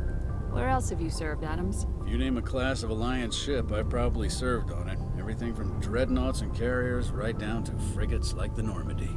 My last assignment was on the Tokyo, only a cruiser, but she was a good ship. Couldn't hold a candle to the Normandy, though. Carry on, Adams. Aye, aye, Commander. Alright, so there's our little info dump. The engineers in Mass Effect 2 are really hilarious because it's like a duo of idiots, but we'll get to them later. Let's talk to Tali! Your ship's amazing, Shepard. Nerd! I've never seen a drive core like this before. I can't believe you were able to fit it into a ship this small. Nerd! I'm starting to understand why you humans have been so successful. I had no idea Alliance vessels were so advanced.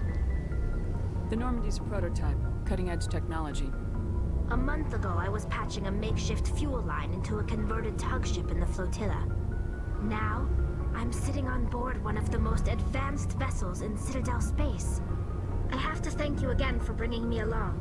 Traveling on a vessel like this is a dream come true for me. Well, it's calling Tali a nerd, but it's equally applicable to call you a nerd too, Lily. I had no idea you found ship technology so interesting. It comes with being a Quarian. The migrant fleet is the key to the survival of my people. Ships are our most valuable resource. But we don't have anything like this. Man, she looks good. We make do with cast-offs and second-hand equipment. We just try to keep them running for as long as we can. Some of the fleet's larger vessels date all the way back to our original flight from the get. Alright, so big info dump on Tali's species history. This is important shit. I can't believe your fleet's still using ships that are 3 centuries old. They're constantly being repaired, modified, and refitted. They aren't pretty, but they work. Mostly. We've tried to make ourselves as independent as possible on the flotilla. Grow our own food, mine, and process our own fuel. But some things we just can't make on our own. A patch to maintain the hull integrity requires raw materials we just don't have. That's why our pilgrimages are so important. Alright, so here we go. Let's talk about the pilgrimage. Basically, the rite of passage for Quarians. Tali is on one because she's a baby! I want to know more about the pilgrimage. When my people reach maturity, we leave our birth ships and seek acceptance with a new crew.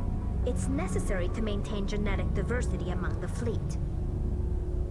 But no ship wants to accept someone who will be a burden on them. So, to prove our worth, we embark on a pilgrimage. We set out alone, leaving the flotilla and our families behind us. We only return once we have found something of value we can bring back to the fleet. This is presented as a gift to the captain of the respective ship we wish to join. If the gift is accepted, we are welcomed into the crew. Yeah, so Quarians, basically, they lost their homeworld and they live on ships, aka calling it the migrant fleet. So, you briefly leave the migrant fleet and then return. Oh my... Why are you guys like this? Can a captain choose to reject the gift? Why are you guys like That this? doesn't happen often. Most captains are eager to increase the size of their crew. It increases their own standing in our society. Even when a gift is not particularly valuable, the captain usually accepts it out of a sense of tradition. However, there is a stigma to presenting a substandard gift. It's not the best way to make a good impression on a new community. Most pilgrims don't return until they find something worthwhile. I can't believe they just send you off alone. It's not like they just cast us out. Before we leave, we are given lessons Okay, on Ari, how good to point. survive outside the flotilla, and given gifts to help us on our journey. We also receive implants to fight off sickness and disease. Generations of living in an isolated and highly controlled environment have left our immune systems weaker than most. By the time we leave the fleet, we are well equipped for the pilgrimage. This is a rite of passage for all Quarians. If it were dangerous, our numbers would suffer. Virtually every pilgrimage ends with a triumphant return, and the ritual presentation of the gift to one of the fleet's captains. I like her accent too, and it gets thicker the more the games go on. Like when I listen to Tali in Mass Effect 1, she doesn't sound right because the actress hasn't gotten into the full swing of the Quarian accent. But I like it. I like how they do that and give that. Also, it's fun to look at her design because you'll see her glowing eyes vaguely on the other side of the mask. I want to talk about something else. Like what? Alright, so let's talk more about the Quarians, blah blah blah. Tell me about your people. Our lives aren't easy. Resources are scarce, and we are constantly on the move. Everything we do must in some way contribute to the continuation of the migrant Well, I fleet. mean, in an actual world-building sense, but this is just, you know, meta outside of it. The voice actress created her own accent, and she didn't really feel comfortable. Well, she didn't have it established until later. Other species take for granted. Because, you know, when you're creating an accent, you get more thick the more you're comfortable and the longer you've done it. So in universe it doesn't make sense. Out of universe it makes complete sense, and that's the only way you can really talk about it. What kind of freedoms? Well, it's illegal for parents to have more than one child.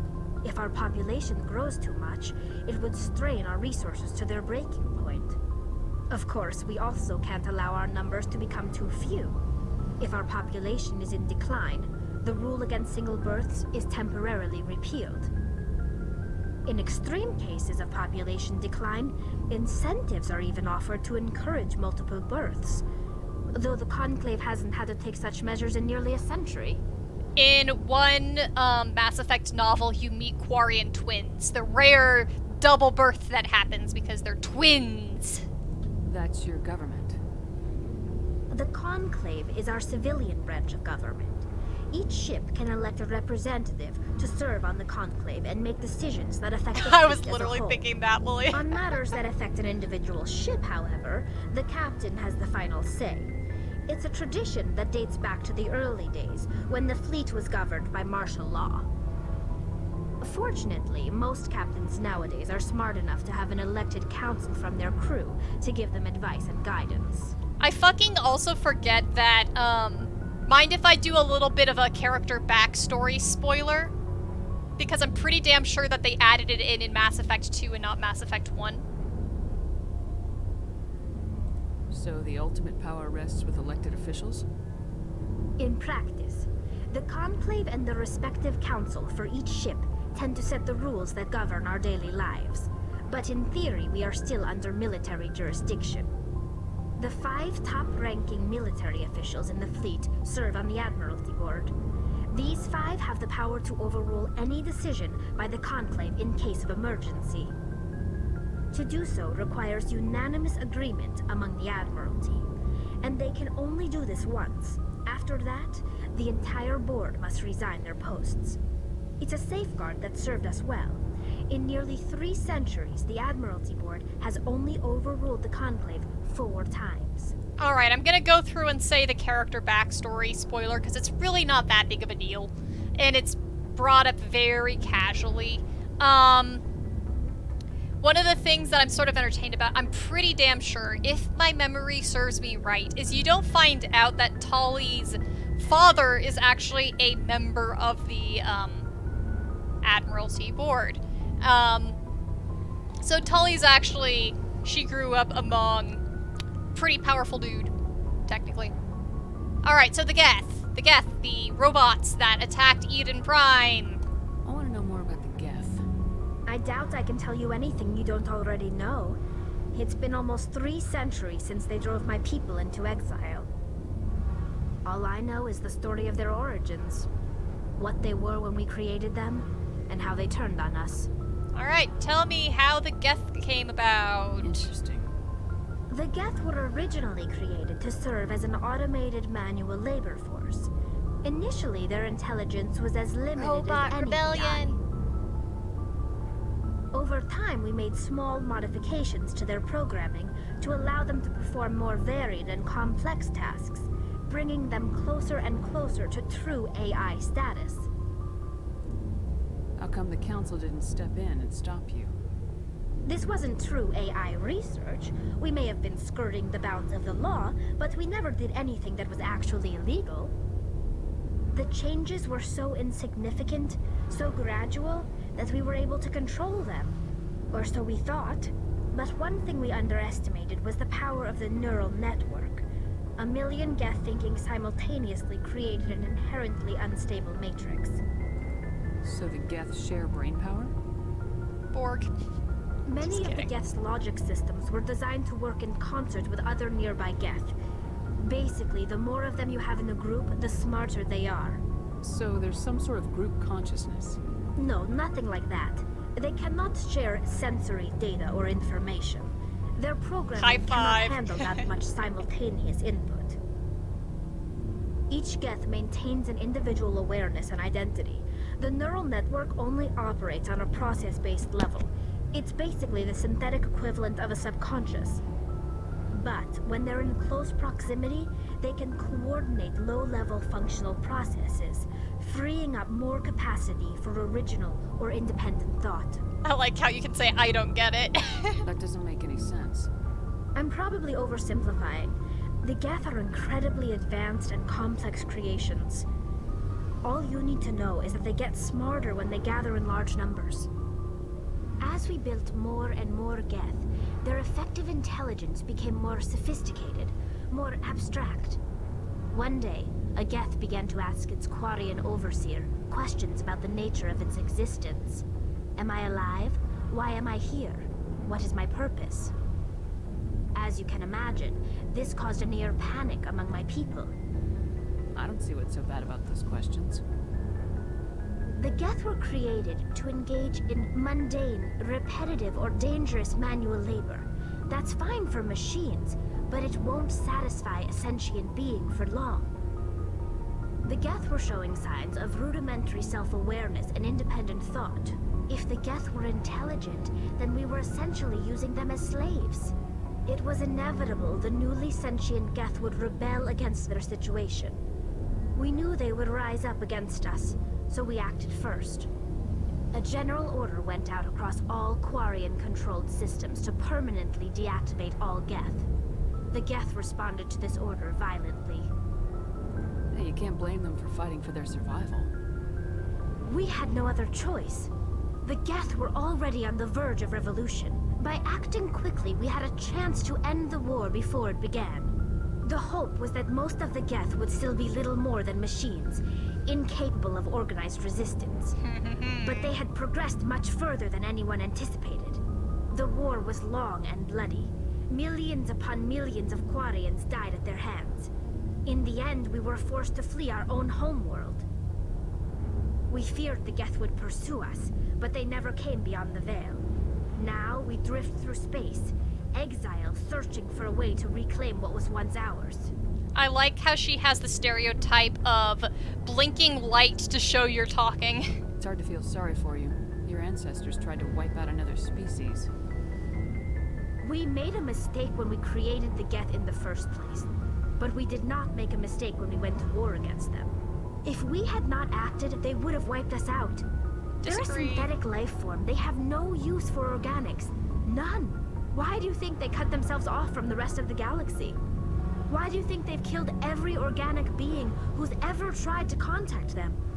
I wonder if this theme is gonna continue throughout the rest of the trilogy. They didn't kill Saren. What does that tell you? The Geth are not innocent victims in all this.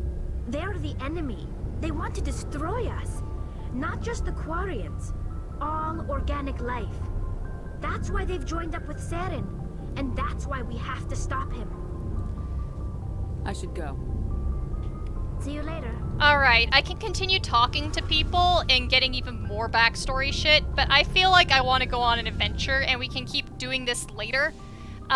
Split it up a little bit so that you guys don't get too bored, because otherwise I have 4 more fucking people to talk to, and we've already been streaming for a while. So let's keep on going. Let's do a side mission. Let's go to planets, y'all. Let's switch shit up, because we've been talking with people for a long while, so.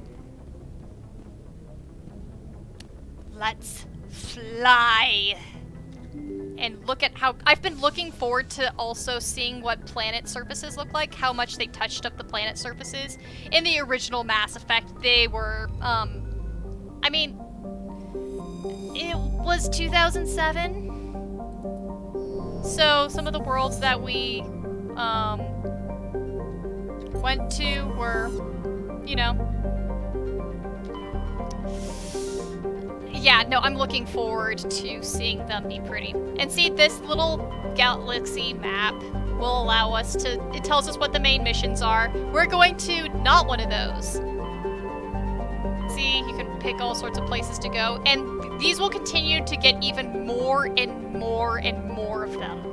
You will be able to go to quite a few different locations. So let's just pick a random system and let's fucking fly in. Hydra and Phoenix. I don't really remember all the shit where is what. Yeah, it's a big galaxy and lots of fun shit you can explore. So here we go. Time to fly.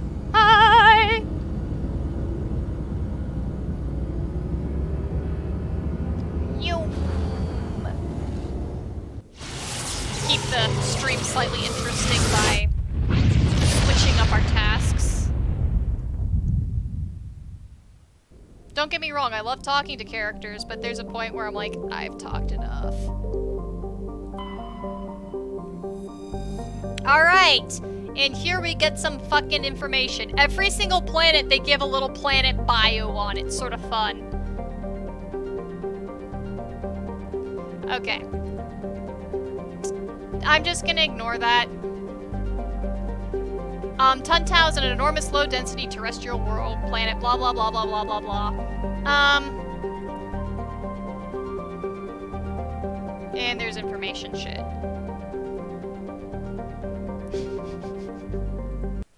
Alright, so, who do y'all want my squad mates to be? Actually, I'm gonna pee real quick, and while I'm peeing, feel free to vote who my squad mates are. It really doesn't matter. It really does not matter, but feel free to pick.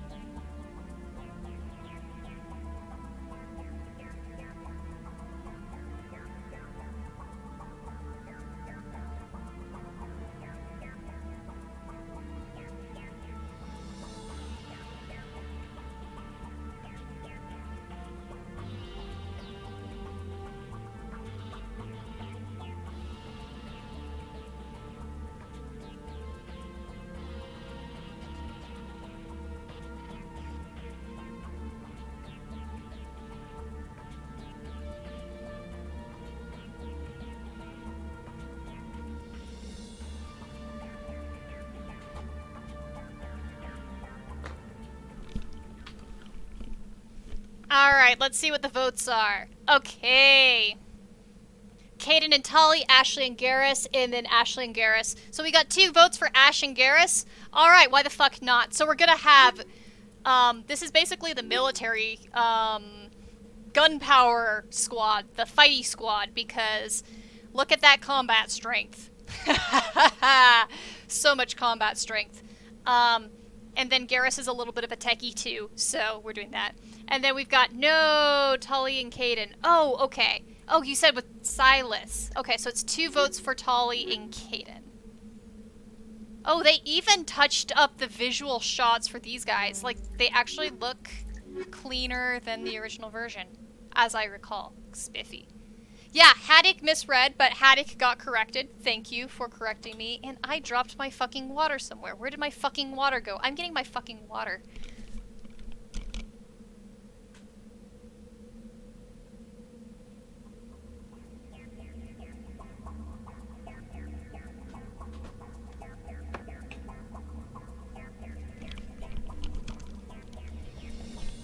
What is reading comprehension? I don't know. So how does FTL travel work in this universe? We can pull up the codex, and the codex will talk a little bit more about how FTL works. A lot of it is based on things like Mass Effect fields and the relays. So, okay, so we were doing Tali and Kaden. Well, I mean, Light's right. Alright, so Tali and Kaden, Haddock can do the reading. Cool. I like this squad. I accept this squad. There is some research I think they did. I think. But there's definitely, of course, making shit up, too. Alright, this is my first time I've seen a planet with this new... Oh my gosh. It looks... Yeah, they improved the... Yep, textures. Looking at the textures for shits and giggles. Okay, so, while we're thinking about the FTL stuff, okay, that's just the ships. Technology. Credits. I swear they have ships. Okay, FTL drive. Here we go.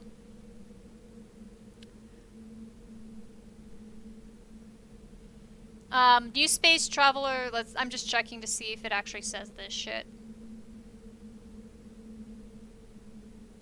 Yeah, it sort of does say this shit. New Space Travelers asks, what does it look like outside a ship moving at faster than light speed? Part of the answer can be seen in a simple pane of glass. Light travels slower through the glass than it does through the air. Light also moves slower in conventional space than it does in a high-speed Mass Effect field. This causes refraction. Any light entering at an angle is bent and separated into a spectrum. Objects outside the ship will appear refracted. The greater the difference between the object exterior and objective... Restarting that sentence. The greater the difference between the objective exterior and subjective interior speeds of light, the greater the refraction. As the subjective speed of light is raised within the field, objects outside will appear to redshift, eventually becoming visible only to radio telescope antennae. High-energy electromagnetic sources normally hidden to the eye become visible in the high blue spectrum. As the speed of light continues to be raised, X-ray, gamma ray, and eventually cosmic ray sources become visible. Stars will be replaced by pulsars, the accretion disks of black holes, quasars, and gamma ray bursts. To an outside observer, a ship within a Mass Effect drive envelope appears blue shifted. If within a field that allows travel at twice the speed of light, any radiation it emits has twice the energy as normal. If the ship is in a field of about 200 times light speed, it radiates visible light as X-rays and gamma rays, and the infrared heat from the hull is blue shifted up into the visible spectrum or higher. Ships moving at FTL are visible at great distances, though their signature will only propagate at the speed of light. Okay, world building stuff. Cool, spiffy. And then there's other shit where they talk about, like, Mass Effect fields. Where the fuck is that? Is that in the primary section? I don't read the codex a lot, can you tell? Ships and technologies. Faster-than-light drives use element 0 cores to reduce the mass of the ship, allowing higher rates of acceleration. This effectively raises the speed of light within the Mass Effect field, allowing high-speed travel with negligible relativistic time dilation effects. Starships still require conventional thrusters, chemical rockets, commercial fusion torch, economy ion engine, or military anti-proton drive, in addition to the FTL drive core. With only a core, a ship has no motive power. The amount of EZO and power required for a drive increases exponentially to the mass being moved and the degree it is being lightened.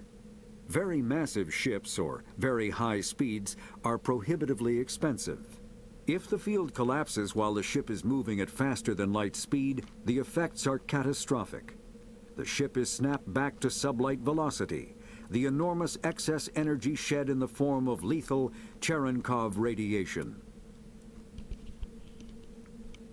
Alright, there we go.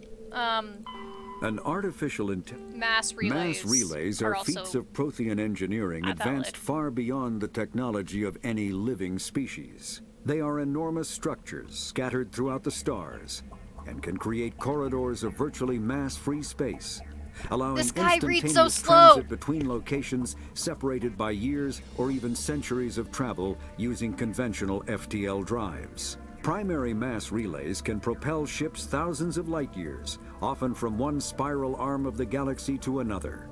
However, they have fixed one-to-one connections. A primary relay connects to one other primary relay and nowhere else. Secondary relays can only propel ships across a few hundred light years. However, they are omnidirectional. A secondary relay can send a ship to any other relay within its limited range. There are many dormant primary relays whose corresponding twins have not yet been located. These are left inactive until their partner is charted, he has a good as voice. established civilizations are unwilling to blindly open a passage that might connect them to a hostile species. So, not all the relays have been explored. This is a major plot point of Mass Effect 2. It splashes! Yay. I mean, I know it did in the first one, but this really splashes. That's cool. Okay. And then snow particles. And then there's the map. I'm a map. And you can basically explore shit around. So, that probably actually is a plot point. So, for a mission. And then see, look at my map down in the bottom right corner. It tells me how to get there. You know, usually you're supposed to, like, you know, drive in the path of least resistance, but I am one of the lazy fuckers who drives up the walls. Okay, so yeah, this Mako is definitely improved. So, they made the option to play with shitty Mako physics or better Mako physics. I'm playing around with the Mako for shits and giggles. We should turn on the bad Mako physics just so that you can see, because the Mako is basically one giant meme. How it drives. See, I'm intentionally driving terribly. Just to test to see how it feels. Yeah, it feels so much better to the point it's annoying. Just kidding, because I'm used to the bad Mako physics. So let's see if we can go to the options. And do the bad Mako. Let's adjust that shit. Graphics, sound controls. Mako camera relative steering. Where's the... Is this it? Mako camera relative steering. I guess that has to be it, right?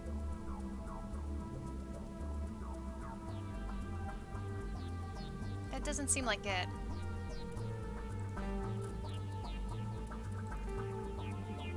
I don't see anything else it could be.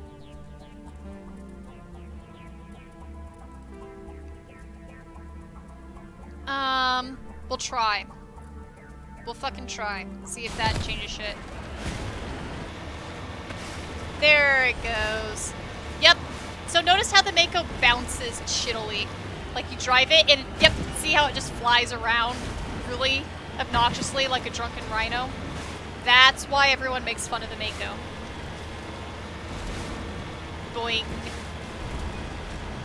Okay, so see on my map how there's red? That means there's a fucking enemy approaching. Oh no, they're shooting at me! So let's go the fuck away from where they're gonna destroy my Mako's precious hull and hide. I like hiding my Mako locations.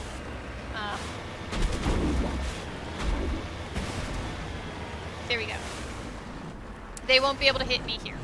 And then I can get out of the Mako. Just making sure I remember what the fucking buttons are for getting back in the Mako. Because it's a really weird fucking button. Warm up for... What the fuck is the button?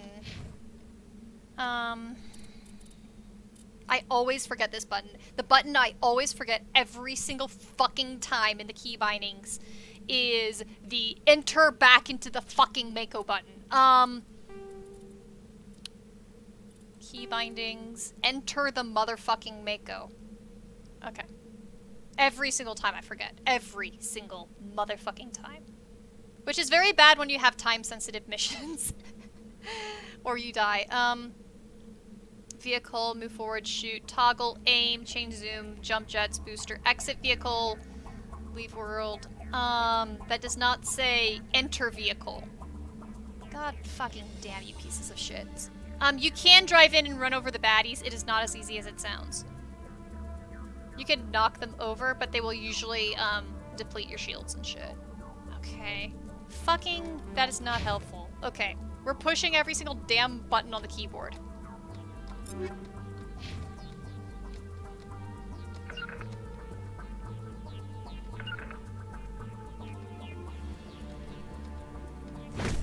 That's not that. That's a grenade. Whatever.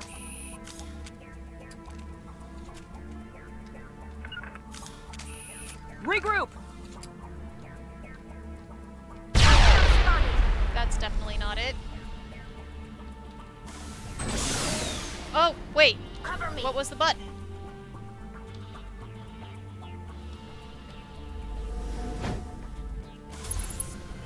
Whoa, that's cool. On my way. What is the... Okay. It's spacebar. Tell me that, y'all. No, I can't remember. They changed it, actually, from what it was. And I also change it. The problem is that when you do key bindings and you do custom key bindings, it doesn't custom key bind everything different. If you notice, they have different key bindings for driving as versus being on foot. So if you forget to change the key bindings for the foot, okay, so that is still a one-hit kill. Cool. So I can change the key bindings for the foot, but then forget to change the key bindings for the driving. In which case, I will be operating on 2 sets of key bindings, and that's why it's easy to forget. One does not simply get into a car. You really do not simply get into a car. Yeah, I know, I'm really showing off my stuff this stream. Just absolutely impressively. See, isn't this just such beautiful driving? It actually takes skill to be able to drive the Mako this well.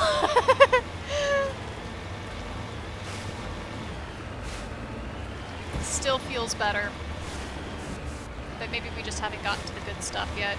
Okay, there's another reason why you don't want to kill people in the Mako, and that's the fact that you actually get more XP points if you kill people on foot. And as someone who likes to optimize my XP points, I kill everything on foot even when it's ridiculous. So let's just not get hit by the sniper this time. The driving still feels better.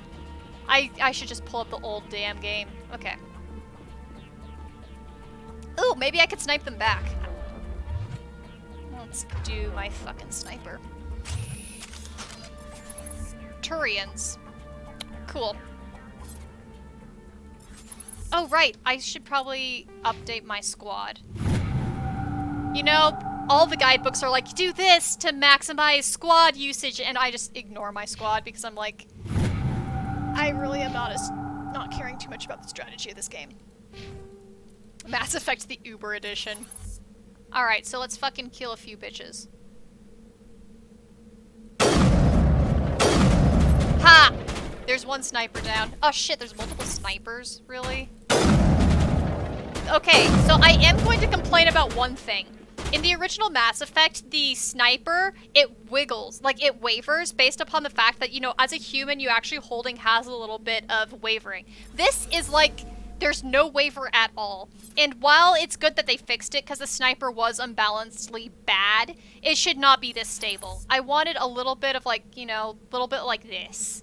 They should have kept that, and that's slightly annoying that they took that entirely away.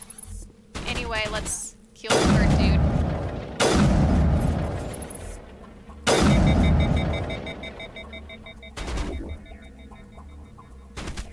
Sorry, buddy, you're just gonna die. What are your fucking shields made of? Really? What are your fucking shields made of? I'm gonna get closer to the dude so that I can see what the fucking hell,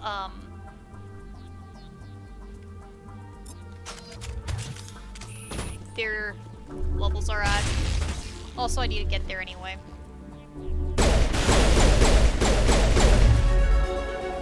Woohoo! Level up.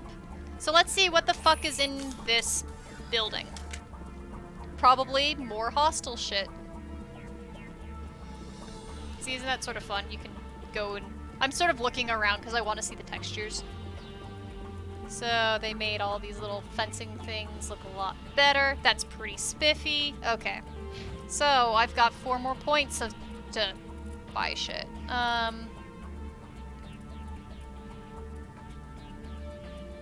Yeah, I probably should do that.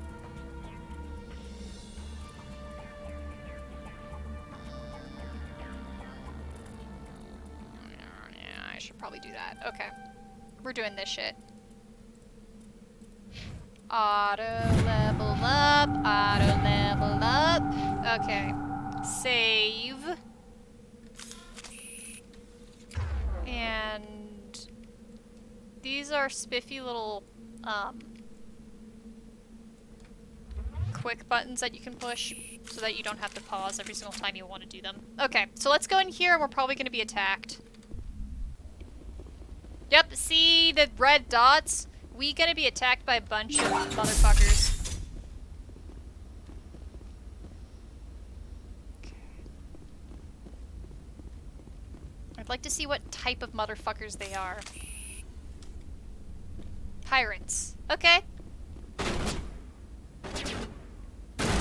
It is fun. It's hard. Oh, I'm like paying so much attention to the chat that I like almost died. Pay attention to the fight. Yeah, the snipers are really fun. I feel like it's hard to kill all enemies with just a sniper. You would have to totally supplement more with,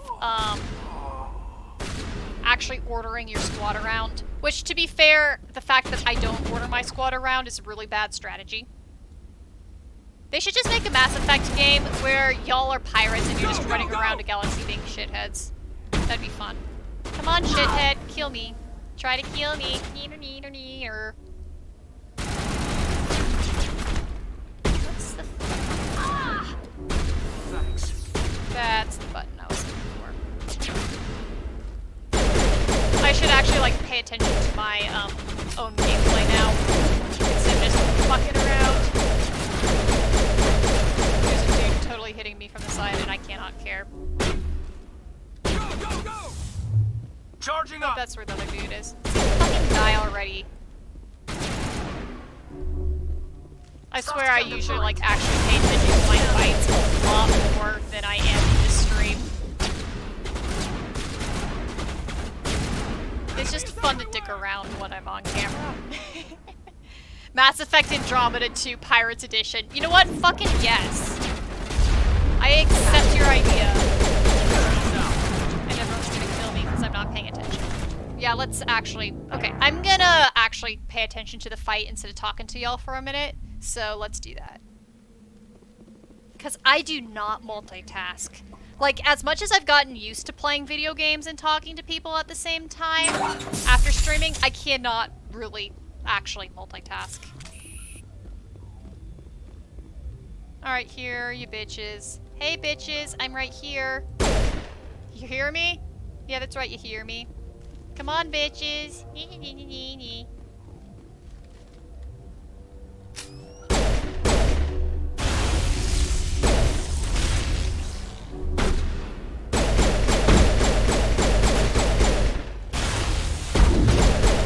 Also, guys, I figured out why the game felt easier to me, and it's a really stupid reason that I forgot about.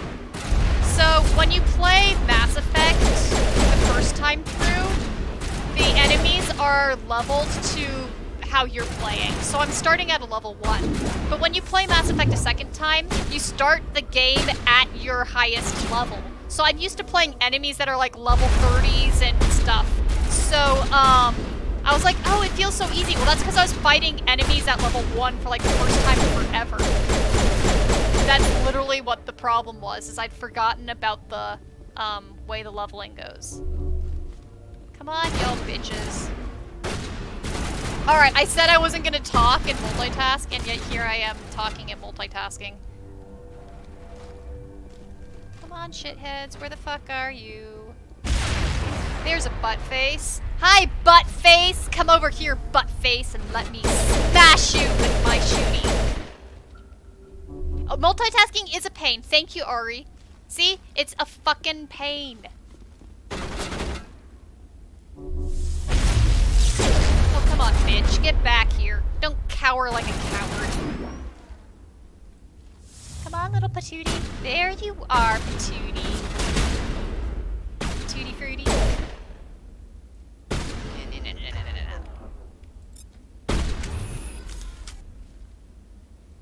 I got your foot! Oh, no, I don't, Holly. I'm fine.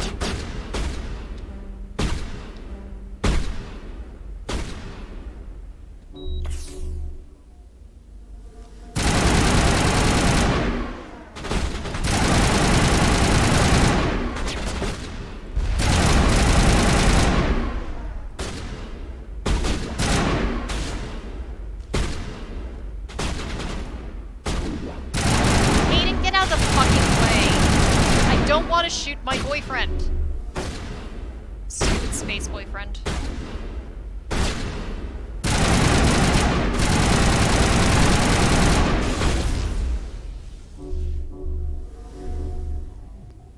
La-dee-da. Do I gotta do everything here, y'all?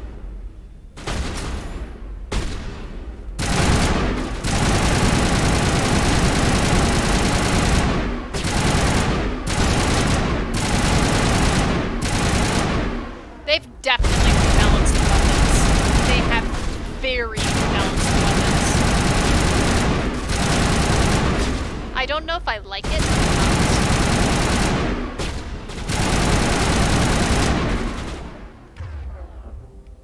So, the health bar turning white, anybody can do it, depending on their skills. It's basically a type of shield that they put on.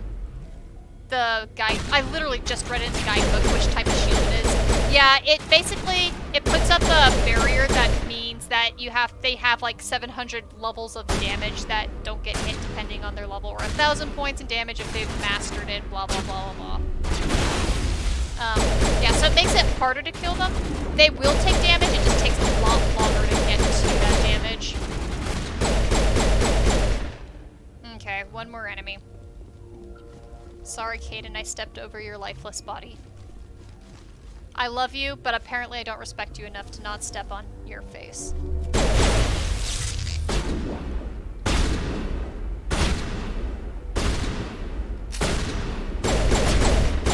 Oh, fucking Ton Actus. Yeah, I walked into this mission before. It's sort of fun. You can walk into some side missions without context, and some of them you can get context. So this is one where I just walked in without the context, which is sort of funny. So here's my little quote-unquote boss that I have to fight. Little mini-boss. Where the fuck are you? Right on top of you, bitch. So how's the shooty louds? Since we adjusted the sound effect volume, Light, how's it sounding? Yeah, he has a name. He's special.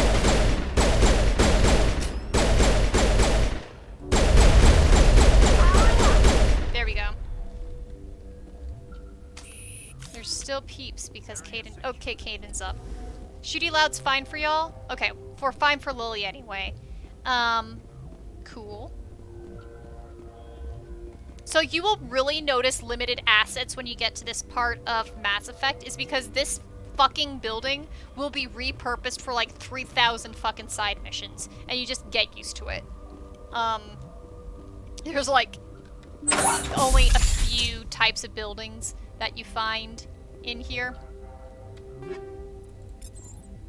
So in all of the wide traverse that you travel, you find like the same 3 fucking buildings. It's pretty entertaining. Decrypt. Boop, boop, boop. Boop, boop, boop. Grab shit. Holy mother of fuck. Holy mother of fuck. I should not have done this mission. Okay, you know what? There's actually a plot reason why I am going to go back. Okay, there's a reason. Okay, holy fuck. I accidentally walked into, I fucking hate how you can do this in Mass Effect 1. Okay, so, there are character missions. Like, you know, in Mass Effect 2, there's very robust loyalty missions. There's small loyalty missions in the first Mass Effect as well, and I accidentally stumbled into Rex's. So, we're going back to here. Yeah, see light, ooh shit, this is Rex mission. Yeah, and you have to talk to Rex a lot longer to actually, get him to talk about what this is. So we're actually totally ignoring that and, yeah, reverting to an old save. Because when we play this mission, I want to do it with Rex's dialogue. You prefer it down a few more notches? Okay, that's cool to know. We can do that. Drop it to like a 70. Yeah, go sleep. Thanks for hopping in. I'm just fucking around for however long I feel like fucking around, really. So let's not go to Argus Row. Gemini Cygna, Ming, and Han.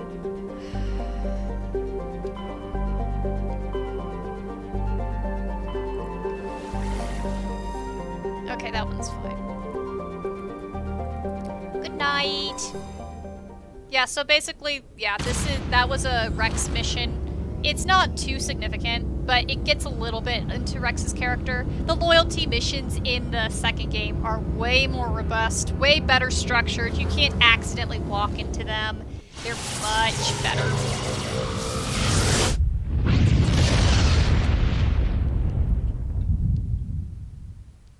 Commander, incoming signal from 5th Fleet HQ on the Citadel. Commander Shepard, something uncomfortable has just come up. In the First Contact War, we fired a lot of espionage probes into Turian space. We just received a mission complete burst from one of them. Ha, 30 years later. Where's it been in the meantime? No idea. Lost in transit. These probes were built in a hurry after First Contact.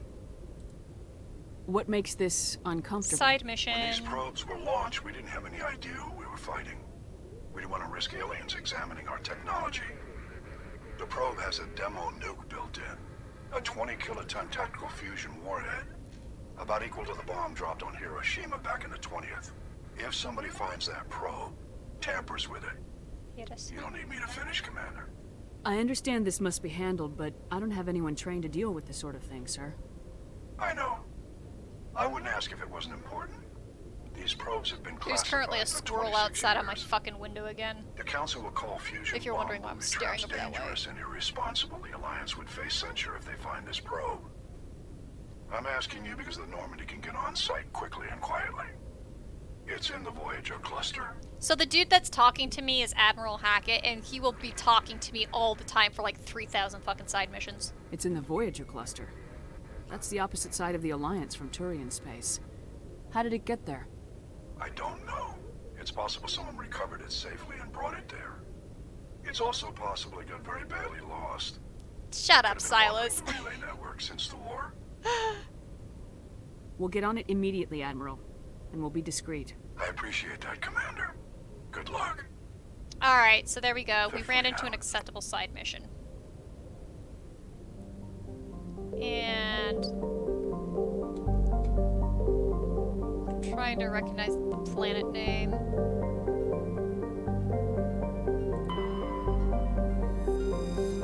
And see, lots of planets you can survey as well. And so here's the fucking thing.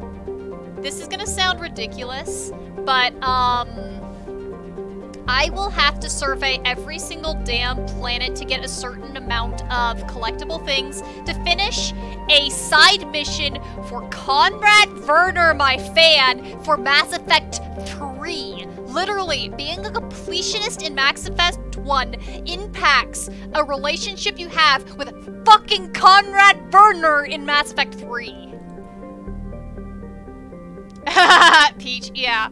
And also, it's sort of funny, like, Hackett keeps on contacting us and being like, hi, help, and you can be like, isn't there anyone fucking else you can talk to? So let's go through all the damn planets. And see, it's so fun that they give, like, information. I usually don't read the information, but it's cool they got the information. Polonium, blah, blah, blah. This is the planet I'm gonna land on. Yep. Oh, it's the red one. The red one looks really cool. Hackett's cool. You will actually meet Hackett in the face in Mass Effect 3, so you'll get to see what he looks like. You want to read the information. That's true. Sorry. I'm depriving Lily of info dump opportunities. I'm so sorry. This must be torture. Here, this is the planet we're dropping on. Here, you can read it.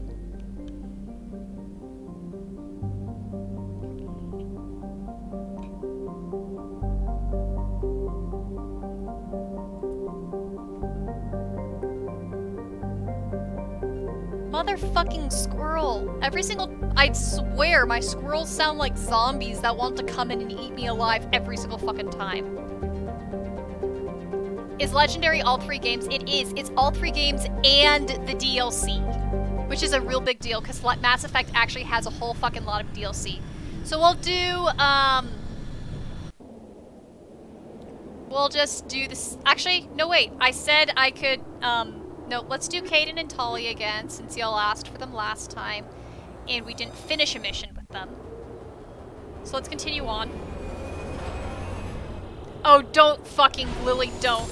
No, don't. No! Zombie squirrels, that sounds like some sort of, fucking mission. Okay, see, this is why I like this planet, and here's another reason why I like it. Okay, see, these are really amazing photoshops. I mean, photo shot opportunities, because look at that. Doesn't that look so cool? We're gonna do photo mode. Look. Look how fucking awesome we can look. Tali's ass is in the way. I mean, not that I don't like Tali's ass, but let's hide Tali's ass for just this moment. And see, look at that. Look at that, y'all. Isn't that beautiful? Look at that. And I've, like, before, the photo mode is new with Legendary, but before this time I used to take a ton of screen caps, and stuff like this is my background. My, like, screen backgrounds. I have a lot of screen backgrounds that are stuff like this.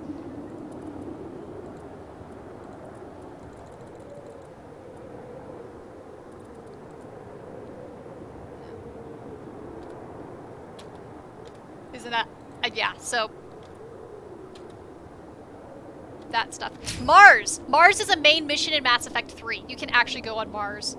How much longer? I'm just planning on fucking around. If you do not want to see, there's no more plot material that's going to be in this stream. So if you don't want to do plot material, you're not missing anything.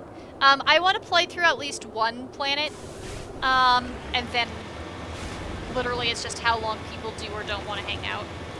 Because, yeah, no, this is not a plot-heavy stream. Next stream on Wednesday will actually be plot-relevant. I am planning that. But today I'm just fucking around. So, yep.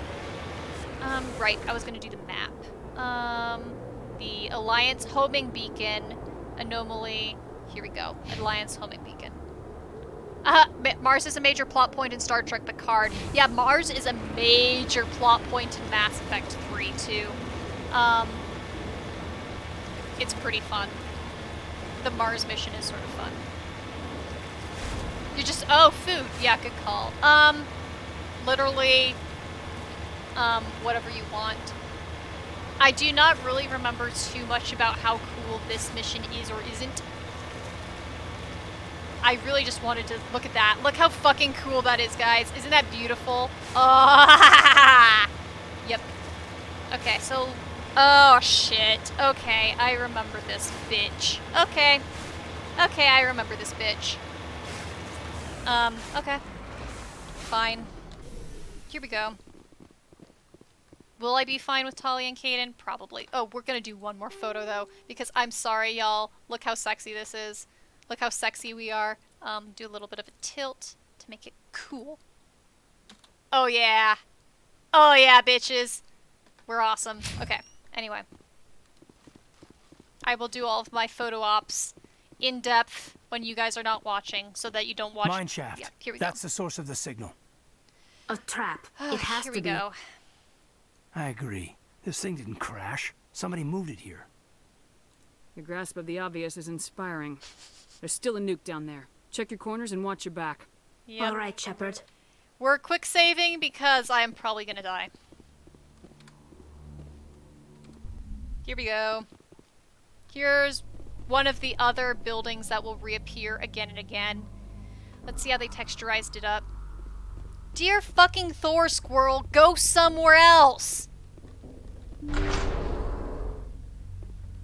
Alright, here we go.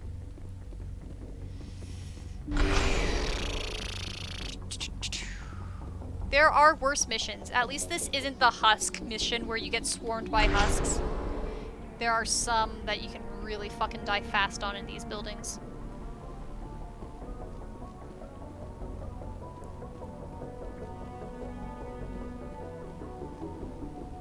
So isn't that sort of cool? And then there's 2 little pods. If I remember right, it's in the right pod, so I want to go to the left one first.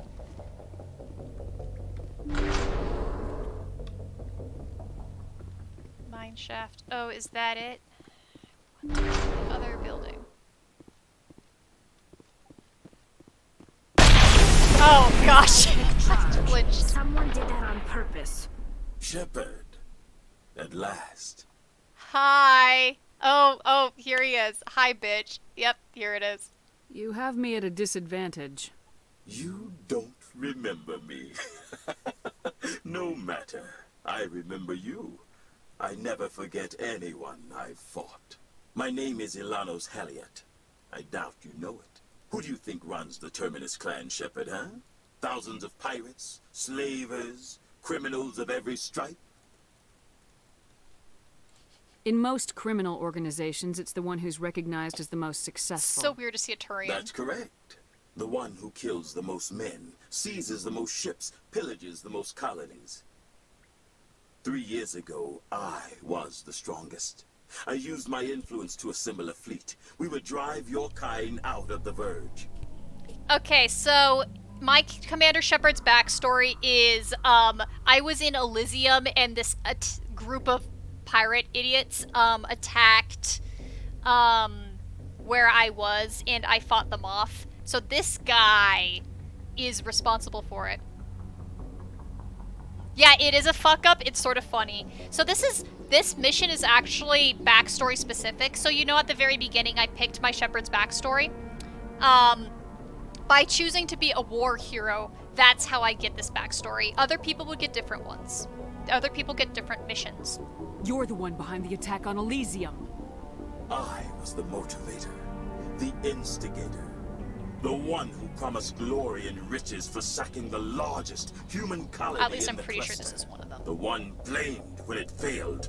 Failed because of you. Your damnable holding action. I'm pretty damn sure this is a war hero only one because of the fact that it deals with Shep's backstories. There are some missions that are also specific to whether you're a paragon or a renegade, and you unlock them by getting to certain morality points. My crew will come for me. Pirate ninjas. Let them. We'll be ready. An Alliance warship would make a fine prize. Oh, and if you haven't noticed, the ores here are laced with heavy metals.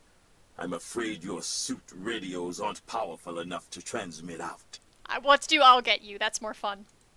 You'll see me again, I still Haliat. need to read The Martian. Count on it. I rather doubt that. Goodbye, Shepard. What do we do now, Shepard? I'll kill him or no one panic. Those are both good options. I'll kill him. We find a way out. Someone up there needs my boot up his ass. See if there's anything in here we can use. I chose the right dialogue choice. Okay, so now we have to disable the fucking bomb. This is actually not that hard.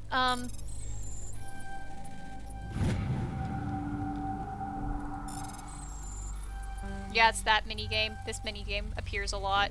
You get good at it eventually. The mouse is uber sensitive on it, but it's not that bad. Okay, so there we are. And then we'll chase down that butt face. Alright. Ooh, herbal tea. Enjoy. Alright, so there we go. We survived. This was not the mission I thought it was. Cool. I forgot about which mission it was. I'm stupid. I'm much stupid, but that's okay. Grab all the loot that I sell off so that I can buy other loot. Okay. And then... Sneaky, sneaky sneakers. Okay, this is where I might die. Because see all those bitches right there? See all those bitches right there? That's his pirate squad. And that pirate squad is a bunch of butts. You can shoot them down with your Mako again, but that has fewer XP. And so I am stubborn, and I will not shoot my enemies down with the Mako. So the cover is very hard in this mission, so I die a lot in this one. So here goes nothing. See, you can hide behind the Mako, but the problem is then you will actually lose shields on the Mako. So we're not doing that. All right, bitches. That's it. Bag 'em and tag 'em. Wonder if sniping will get rid of most of these bitches. Enemy contact. Oh, there's snipers. Oh, Solarians.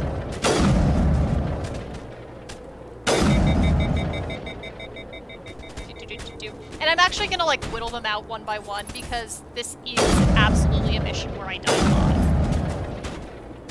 Just out of pure sheer stubbornness for not wanting to kill people with the Mako. It's more fun to kill people by hand. Goodness, I want my weapons upgraded. Really? No, I'm hitting him. Oh, there's a damn Krogan. Okay. So, yes, you have. Do you got any more cool... okay, I'm not killing people fast enough right there. We're gonna move the Mako and use the Mako as a shield. That's it. Bag 'em and tag 'em. So, what parallels are you making? See, you can't actually hit people. Ready, set, boom. Yeehaw. But that did not kill Krogan, which is hilarious. But see, look how fast my shields are being depleted by that. So that's why I don't like to do that. I can at least drive myself somewhere slightly logical. Heading to position. They're gonna hit my shields on the Mako, but I cannot care too much. If it starts to flame up, that's okay because it will get repaired by the time that I go to a new mission.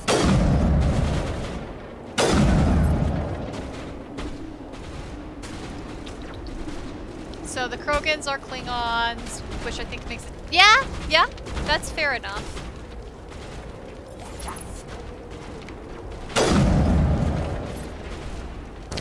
Okay. I really hate the one-hit kill snipers. Oh, did you hear that my Mako was on fire? Yeah, it literally, that's why you can't hide behind it. Okay. I really hate killing people in this mission. It really depends on how stubborn I want to be, but I am very stubborn, so suffer through my stubbornness. It's pretty easy to kill them in a Mako, but that's just no fun. Why would I do the no fun option when I can get more XP other ways? Okay.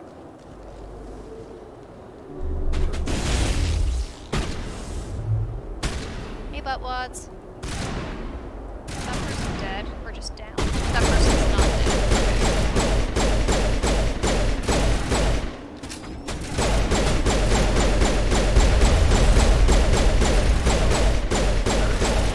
Okay. Rejuvenate. Okay.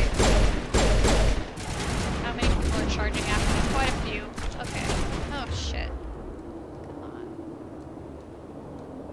Wait, did I... Oh, I'm stupid.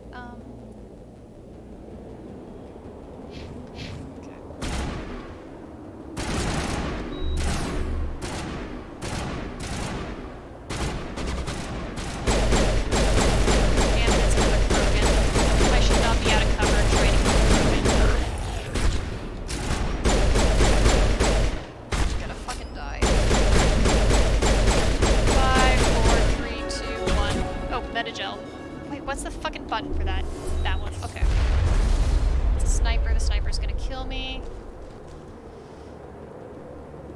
crouch. What's the other button out of crouch? Never use crouch. So it's T. Push to X. Come on, damn. What's the out of crouch button? Okay. Key bindings. Or I use crouch.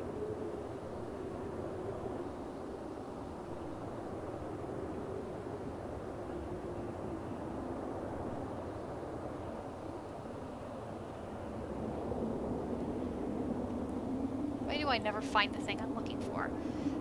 Yeah, I really, for some reason, like, there's some Star Trek species that, make an impression with me, and others that I really just don't know well enough, and that's one that I don't know as well as I should. Okay, kill the snipers.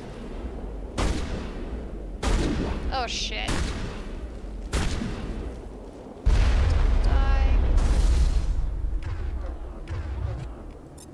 Again, I'm paying more attention to what you guys are talking about into the fight. Haddock, you have the attention span. Nothing. Oh, there's Alanos. There's the guy that I'm trying to kill.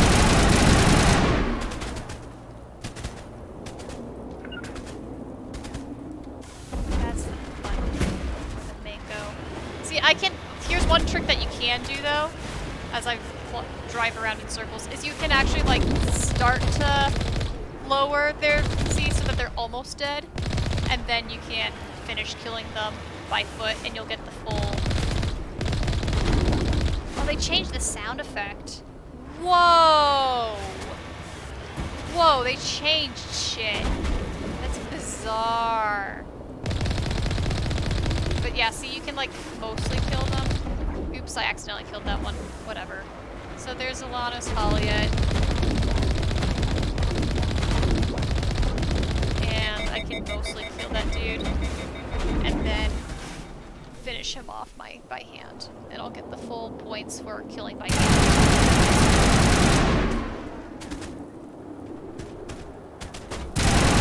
Of course, that is the least effective weapon for long distance. Okay. Yeah, that's fair. I don't know Enterprise as well. I haven't seen that one. So that makes me feel slightly better about my knowledge. Damn fucking Solarian snipers are what's bothering me.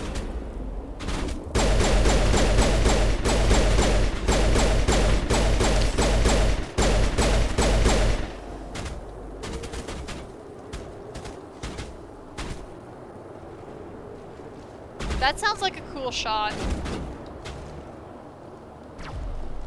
Okay, let's actually hide and get into the action.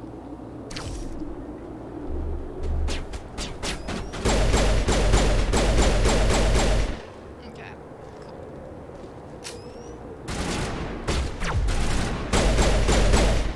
Woohoo! Need some help here! Closer. Ah, damn button. Yep.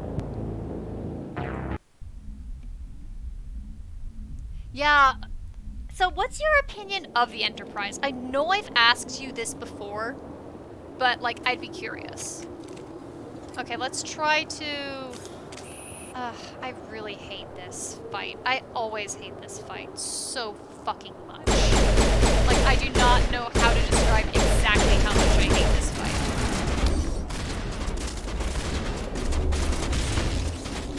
Like, it is one of my least favorites.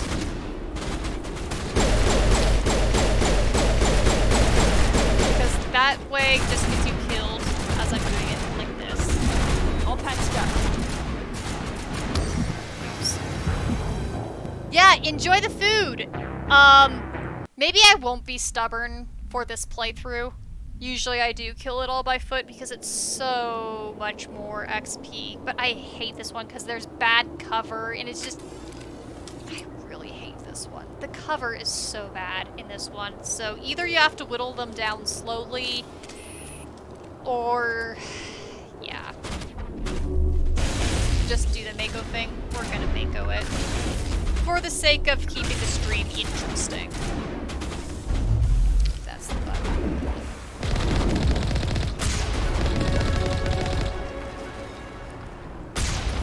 I'm not trying to maximize my level anyway for this playthrough. I just have to get high enough that I can make the major decisions, which is not going to be too hard.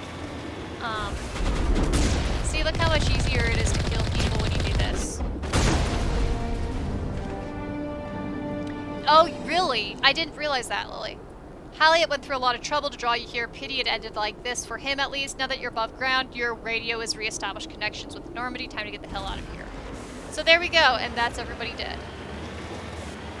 And see, you can actually knock the boxes around. Okay, there's the end of the mission. So, we're gonna actually explore the planet thoroughly, though, because if you notice on my map, there's actually, like, deposits and debris and shit.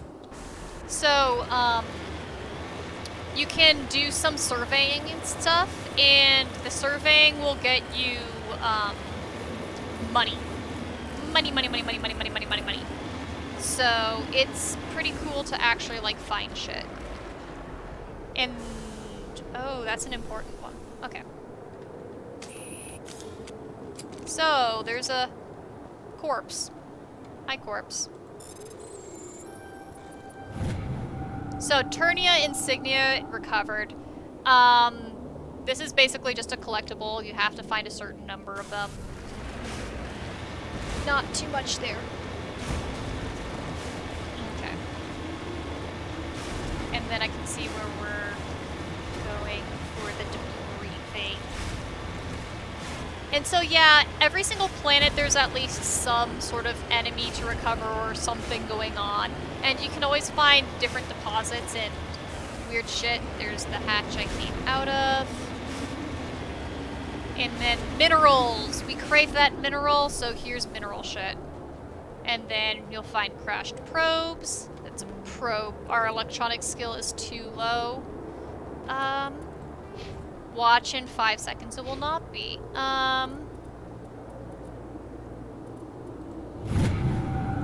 Because now our electronics is gonna be high enough.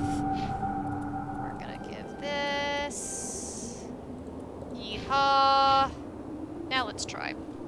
Oh look, now we can do it, because Tully has good electronics. There we go. And then... that mineral, we crave it. All the mineral stuff. Okay, mercenary camp, there's a Turian wreckage. So there's a bunch of shit out here that we haven't investigated yet, and if we investigate the rest of this map, we'll probably find some other stuff. So I'm just putting this little destination point in the middle of nowhere.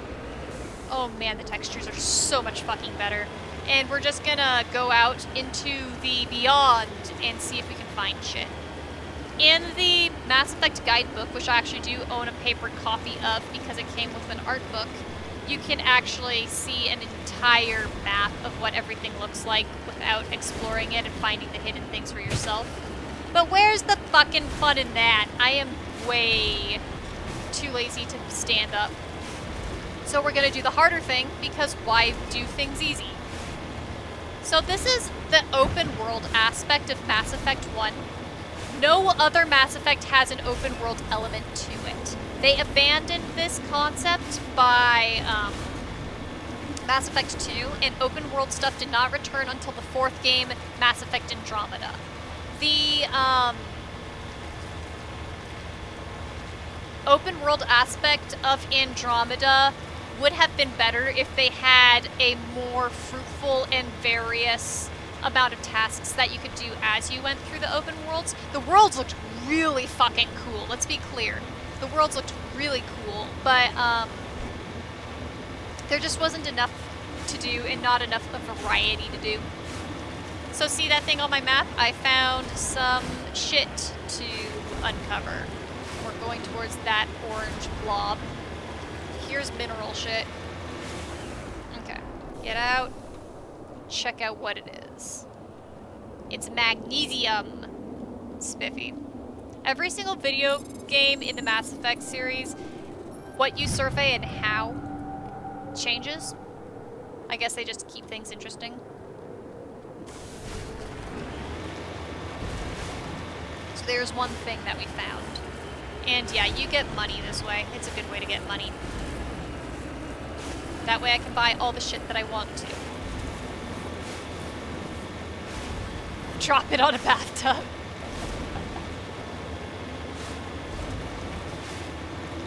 Okay, so we're around there. I'll probably go through and be more investigative off stream. But I did say that this stream was just going to be screwing around, and so don't say I didn't warn you, it's me screwing around.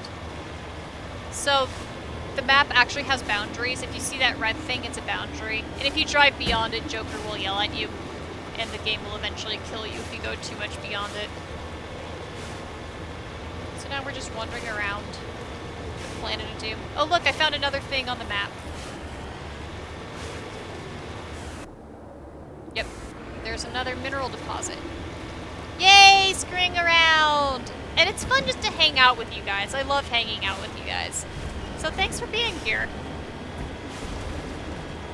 I will be skipping the majority of the side mission stuff on stream. I'm assuming you guys really don't want to watch like a dozen hours of me doing shit like this.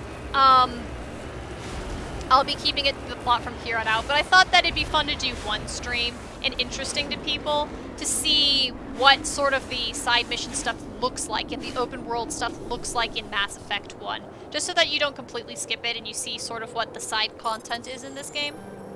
This is some of the side content. And that's what it looks like.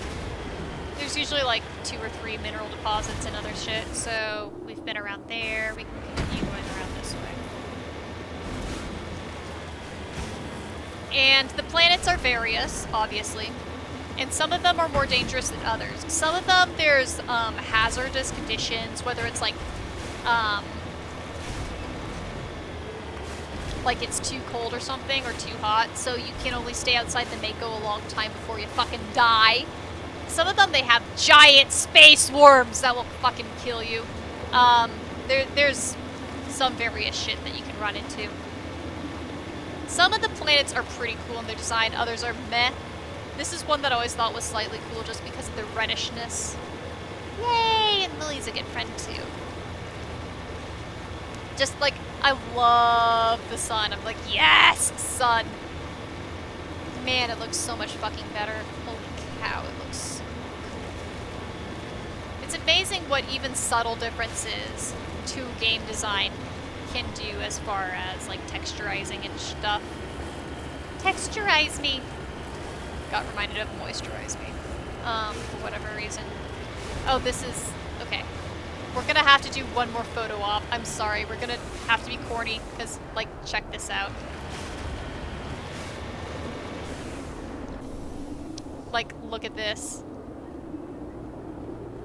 How do you not take a photo of something like that? 'Cause that's just cool. Exploration of Doom. You can do all the photos. So what we're gonna do is, come on buddies, follow me. We go this way. Alright, y'all following me? And then we're gonna switch directions. Okay, now you guys are gonna follow me the other way. Follow me, come on buddies. Here, boys. Come on, boys and girls. Okay, and then try to photo mode while everyone's running with me, so that we can get this whole group squad shot. You can tell I've done shit like this before, even before there was a camera mode. This is... it started with an A. Forgot what the exact name was already. That looks sort of cool. I'll photo this shit up a lot later.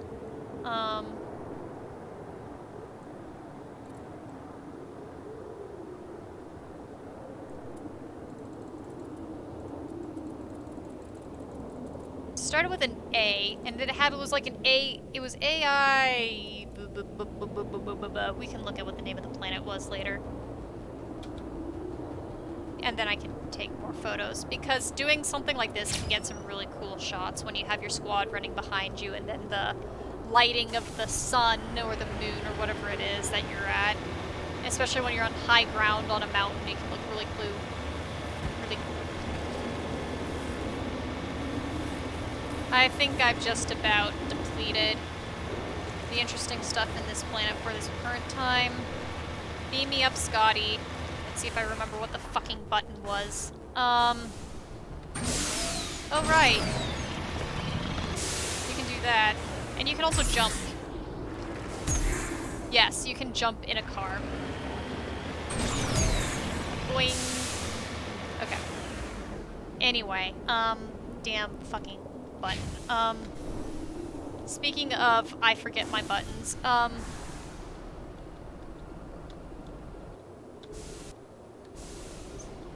return to Normandy. It's an F. Okay.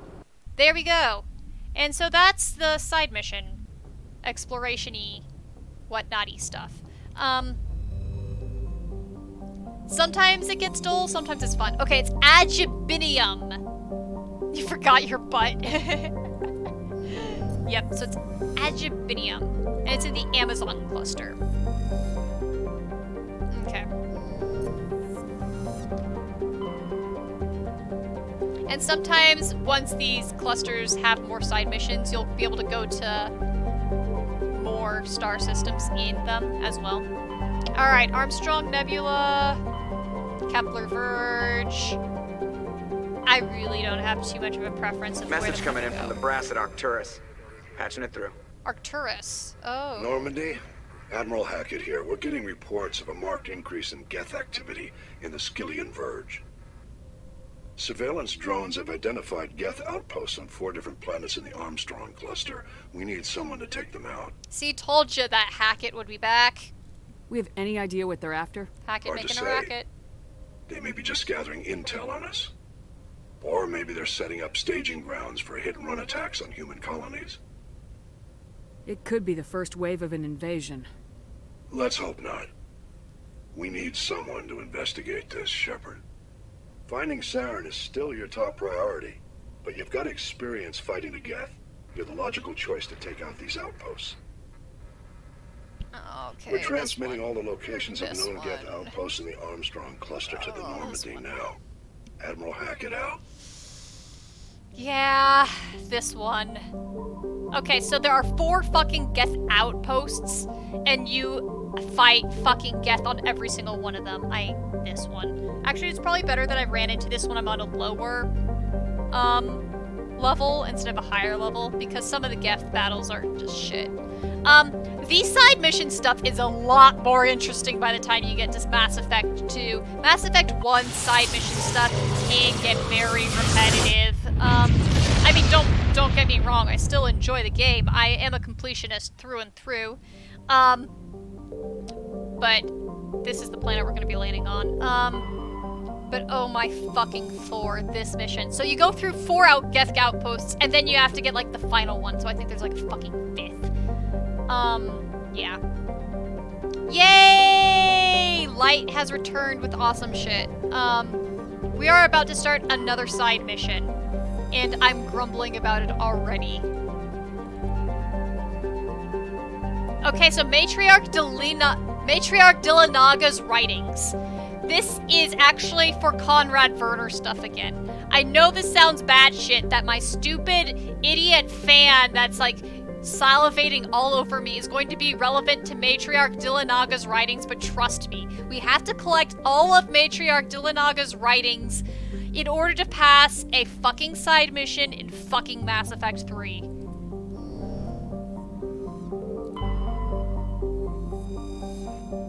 The fact that it ended up being relevant is actually borderline hilarious. I don't think they initially meant for these little side missions to be that relevant, but whatever, they made it relevant. Okay, so Rayangri. Okay, this is another red planet, but this one actually looks pretty cool too. I know this planet. Oh, right, info dump for Lily. Leave this up so that you can see a little bit of it.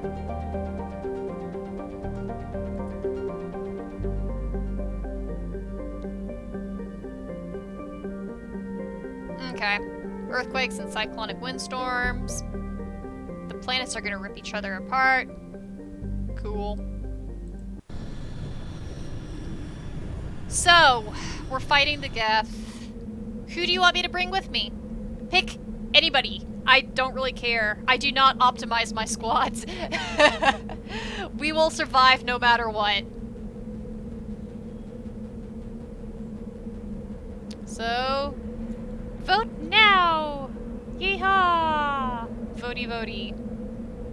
And maybe after 1 or 2 planets I'll call it done. I will get fucking bored of going through every single Geth planet at once because this fucking piece of... Yeah, I do not like this side mission. Ashley and Tolly? That's actually a pretty strategic choice. Ashley and Tolly it is! Alright, ladies squad. Girls night, girls night, girls night!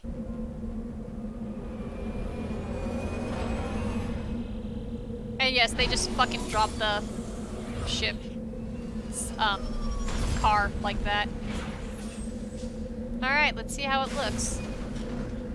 Spiffy. Oh, this actually was not the planet I thought it was. Okay, sure, why not?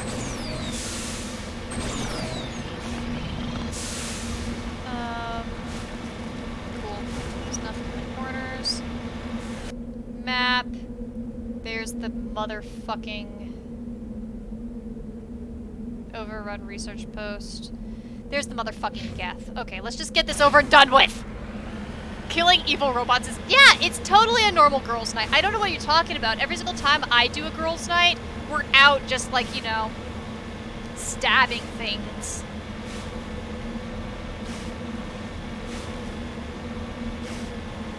Okay. Okay.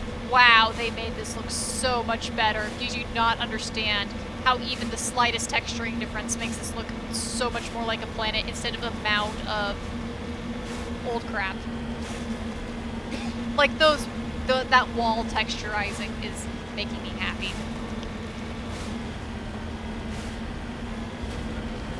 Dude, romance her. She's, you know, go for it. You can totes romance her. Do it. Take the path least traveled. Yeah. Yeah, they definitely made this smoother. Look at that. That is so much smoother. They definitely smoothed out the Mako. You don't want to know how you get up these things, is you go along the side. Is if you do, really angled, sometimes you can actually get up shit even like this. It's hilarious. See? Look at that. Look at that. Isn't that hilarious? Yeah. You can fucking climb that shit. You just have to angle enough. This is just proof that I have spent way too much time in the Mako to know how to do this. People should not in their right mind actually do this. But I've played over 200 hours of fucking Mass Effect 1. I can be like, yeah, I know how to do this, which is really sad. All characters are flawed too, but yeah, Ashley, I'd be interested to hear what you hear. I have heard some people who defend Ashley romances. Yes, exactly. It's just I crave the mineral that much, so I can climb up sheer deposits. Okay, this one. Okay. Yep, I know what's happening. I know what's happening. I should not have gone to this one first. Whatever. Okay. So this is an overrun facility. Geth are gonna shooty us. And it's gonna suck.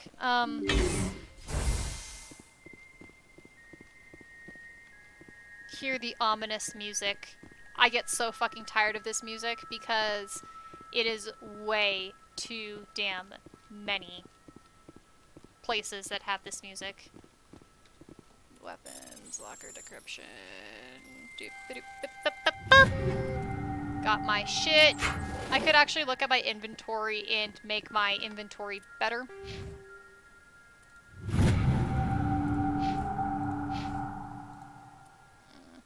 Toggle helmet. You can't. That's hilarious. Okay.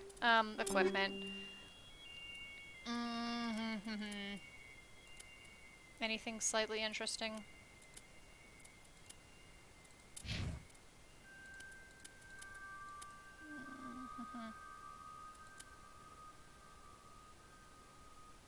You know, we'll switch that out.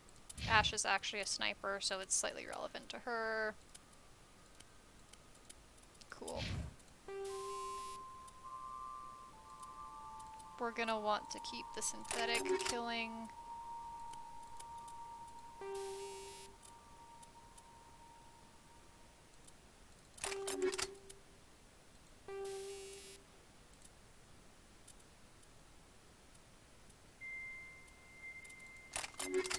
Usually I just chuck random shit.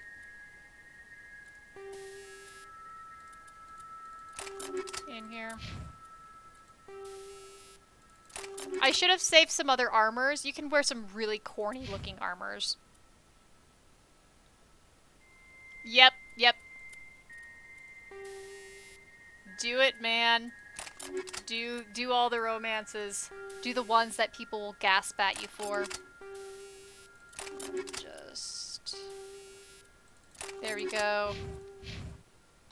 So one thing that I heard they did was they made there be less inventory things. Like, you might have actually been able to, like, open all of these motherfuckers at once in the old one.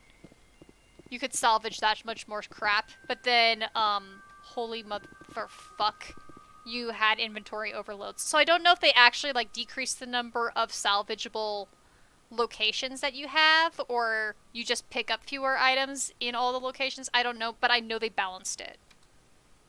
I know they did balancing of it. Cool. Okay, here we go. We're gonna see whether or not we die. We may die. Some of you may die, but that is a risk I am willing to take. Ah, mother of fuck. Yep, okay. Yep. Oh, mother of fuck! Right, this one! Shit. Okay, I hate this one. I'm so glad I put this on the lower level because I fucking hate this one.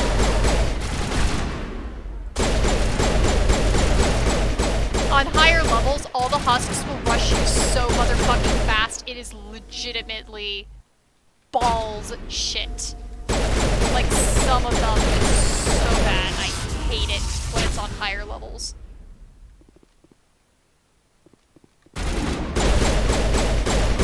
So, this is what happened to the researchers that got overrun. The Geth turned all the people into husks. Fucking die, you piece of shit. There we go. Okay. On lower levels, that is amazingly easy. You guys are fucking nerds. All of you guys are fucking nerds. Absolute nerds. Unacceptable. Haddock, master of words. Difficulty... Shut up! Shut up. I have no idea what you're talking about for my absolute perfect eloquence going on here. Absolute perfect eloquence. Elegant eloquence. My interlocution is... I forgot words now. Okay, then more fucking shitballs is gonna happen right here. Fucking die. Like the already dead pieces of shit you already are. Fucking die.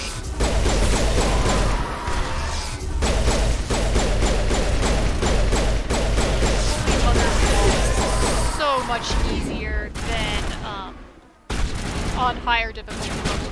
This one can be absolute shit sometimes. Oh, look at all the spattering on the floor. Ew. Gross. Fluids.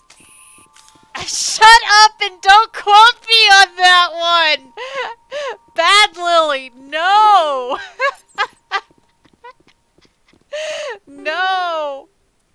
Ooh, we can show other armors now. Let's show, how shitty they can look. Oh, that's a non-shitty one. Some of them look so bad. They're great. Also, you know how Ashley's in that pink armor, right? You can make everyone wear that pink armor. So you can have, like, Rex running around in that pink and white armor. It's great. You can be just the pink squad. If you want to be the pink squad, you can absolutely be the pink squad. It's great. Fucking no! Get away from me, all you bitches! Get away! No! Why would you do that to me? Why? Betrayal? Why? Curse your sudden but inevitable betrayal. I'm gonna keep on quoting pop culture shit at you, you butts. Okay. I will try to find the armor to make Rex pink. Okay, medium armor. Let's see if this one's any shittier. Oh, Banshee! Tears Cat. Is this the new one? I mean, it's okay.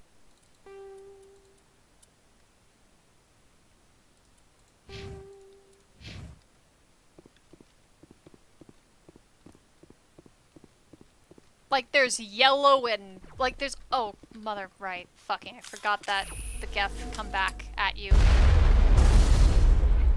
Damn it. Yeah. That's right. Charging up. They'll be outside, too.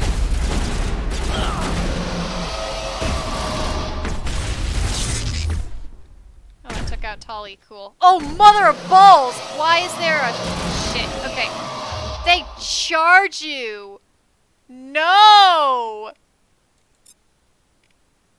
Wow, I hate them. Yep, I'm gonna die. We need some help here! Oops, wrong button. Metagel deployed. Fucking destroyers came after my ass. That's hilarious. Okay.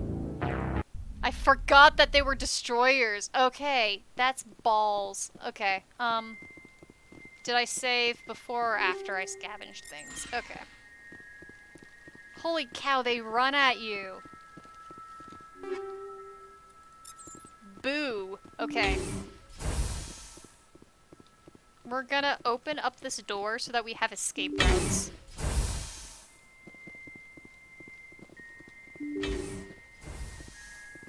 Okay.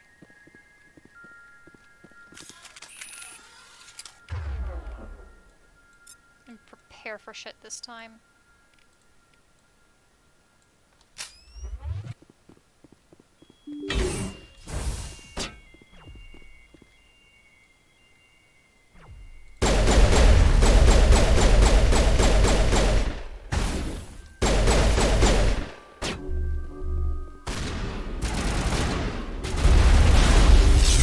Haha, whoops, wrong button. All my girls are gonna die, that's fine. It'll give me time to not die.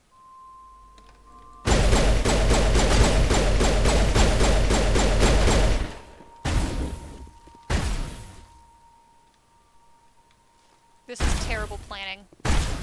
I'm just gonna die. Intentionally. Maybe I should actually remember what the squad, the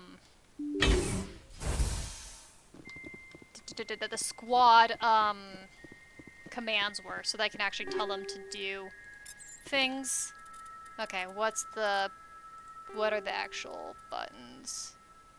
Key bindings. What I'm gonna tell them to do is... Squad mate. Order attack. Order to rally.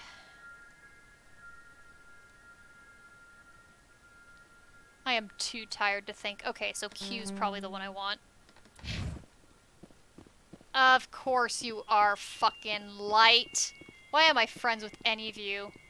Why am I friends with traitors? I say as I'm the one who just killed my girls. Shut up. Good thing I have Ash with me, or I'd fucking perish.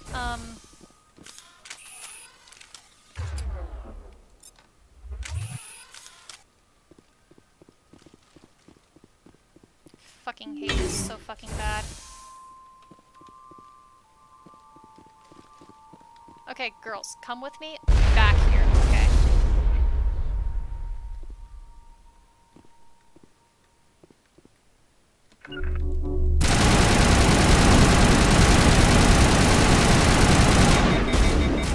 We got one of them. Okay, good. That's what I needed. Just fucking one of them. Oh, whoops! Damn it. I was trying to block it out instead of in. Okay. Well, I can handle that. Because I won't be flanked this time. Come on, shields. Come on, shields. I want you up.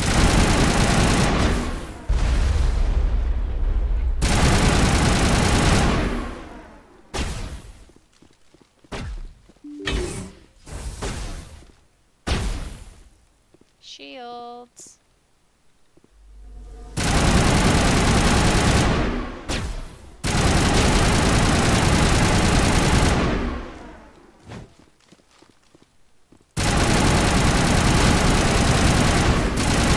Woohoo! We did it. Oh no! Yeah, okay, despise these missions in one. Yeah, they're really not the best. I am not a fan of some of these. There is something to say that sometimes they can get tedious or imbalanced. Goodness, some of them can get imbalanced.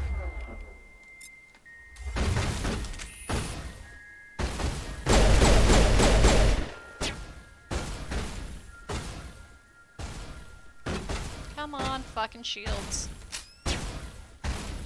Whatever, I am too patient.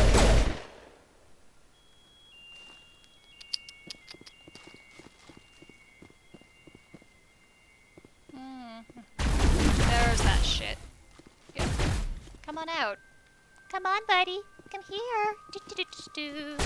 There it is. Good. I want you here with me. I want you to party with me. We'll party with bullets. See, this is why, you know, when people have, like, those snappy comebacks in action movies, that's not real. We're instead actually in real life gonna say really stupid shit like, we'll party with bullets.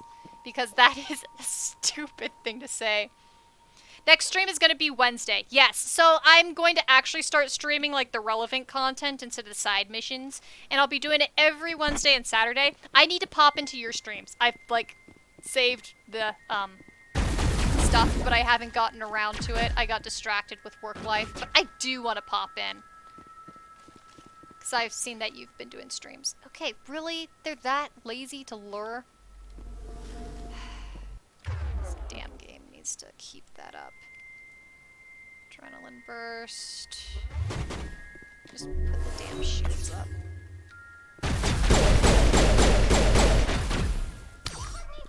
Holy shit, I survived a snipe? That's rare. Oh, it's because I had that up. Okay. I really hate that snipes are one-hit kills in one. It's so bullshit. I mean, yeah, I know that's how sniping works. Shut up. But from a playing gameplay standpoint, it's annoying.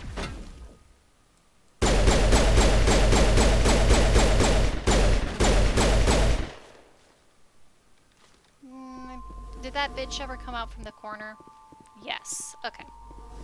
I don't know why. I've started using the word bitch a lot more lately. I feel like it's the edgy word of the month. I don't know. I used to hate that word and never say it. I actually still do, but if you say it sarcastically enough, it works still. That's it. I'm using it sarcastically. That's why I'm fine with it. Okay, so there's... Come on, buddies. Come on out. That's a sniper, really? How do I deal with you guys?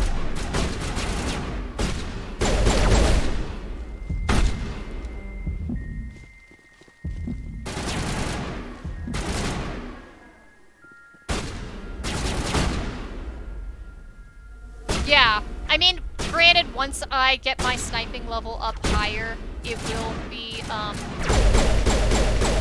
more, similar, akin to one another. But it is really annoying. It's also just...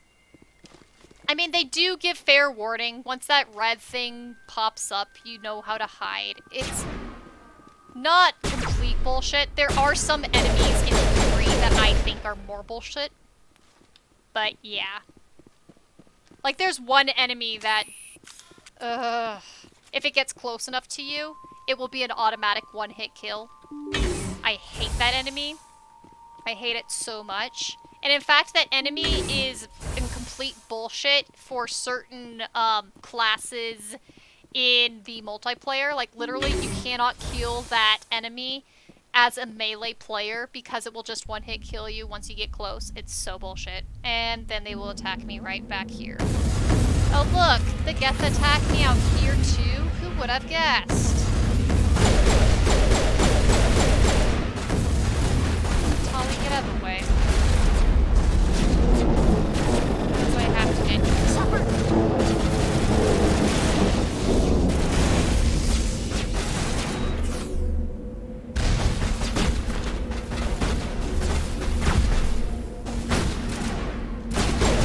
Speaking of snipers, that was stupid. We'll just go outside again. That's why quick saves are useful.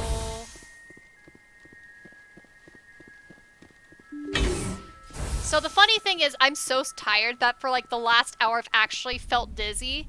So I'm actually slightly amazed that I'm like actually still playing with any brain at all, because I've been just tired enough to be dizzy. Die.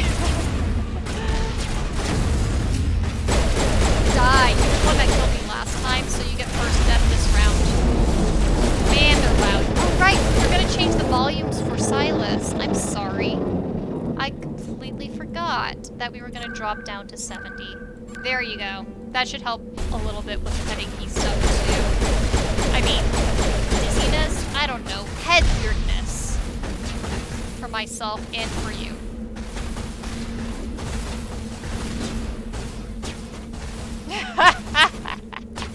Thank you. Thank you for killing me to death. I feel so touched with all the death killing. Oh, Tasty Boy! I read that as Tasty Booty, and I'm like, what booty are you thirsting over? Tali's booty? The Geth booty? Would you even call Geths having a booty? There ain't no more snipers, are there? Oh, there's a motherfucking sniper still. Go to hell, you motherfucking snipers. Sniper, no sniping. Damn motherfucking snipers. Boyfriend booty. The rocket dudes. You are so easy to take out. The rockets really are so easy to take out. Okay, the snipe. Don't fucking hit me. Damn snipe. I was behind the fucking... That's true. I have to say it 3 times. That's why they've never been good to me. Is I haven't done the incantation properly. Hey, have you all seen that adult Dora the Explorer videos? That series where Dora's like completely messed up and on drugs and stuff, but she's still acting like she did the TV show. It is depressing, but also borderline hilarious. Yeah. 3 more outposts to go. Cool. We got through that outpost. We did it. And relatively... Well, actually, we still did die some. Whatever. So... Because I don't want to fucking fight any more fucking Geth anytime soon, we're just gonna get the, minerals. Ah, whee! I love you take no fall damage for shit like that. Gonna do that, then maybe call it a night for the stream. It's been a pretty beefy stream. It's been long. It's been a long stream. Do you want me to chat more with my bros? Like, we can continue talking with the characters and get more of their backstory stuff. If you want to do more character-related things, we can call it a night. I am chill. Get minerals, go to the Normandy, and get some sleep. You know, that is fair. I am intending to stay awake a little longer, but what I could do is I could go back to work and do my other job. I swear that as sleep loopy as I have been, I don't know how you've been able to tell if I've been sleep loopy or not. I felt sleep loopy during this stream. I am not so sleep loopy that I'd make really stupid choices in my, work.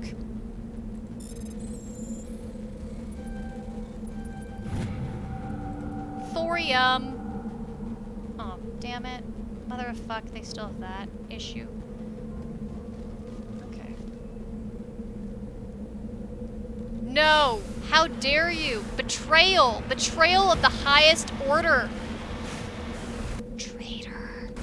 Okay, let's just go to, like, up here into the middle of nowhere. Just to check if there's other stuff going on this planet's surface. You know, maybe I will just grab the guide. No, I don't. Decisions! Why must I decision? I don't like decisions. I found debris. I found debris.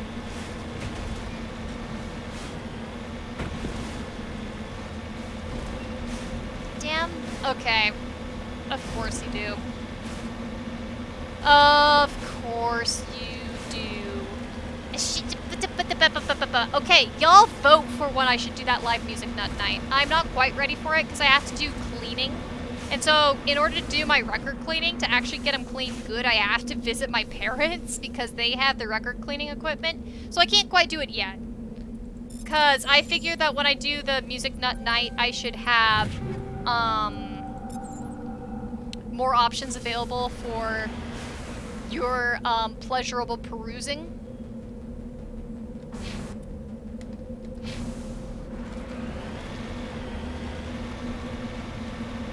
But just let me know if...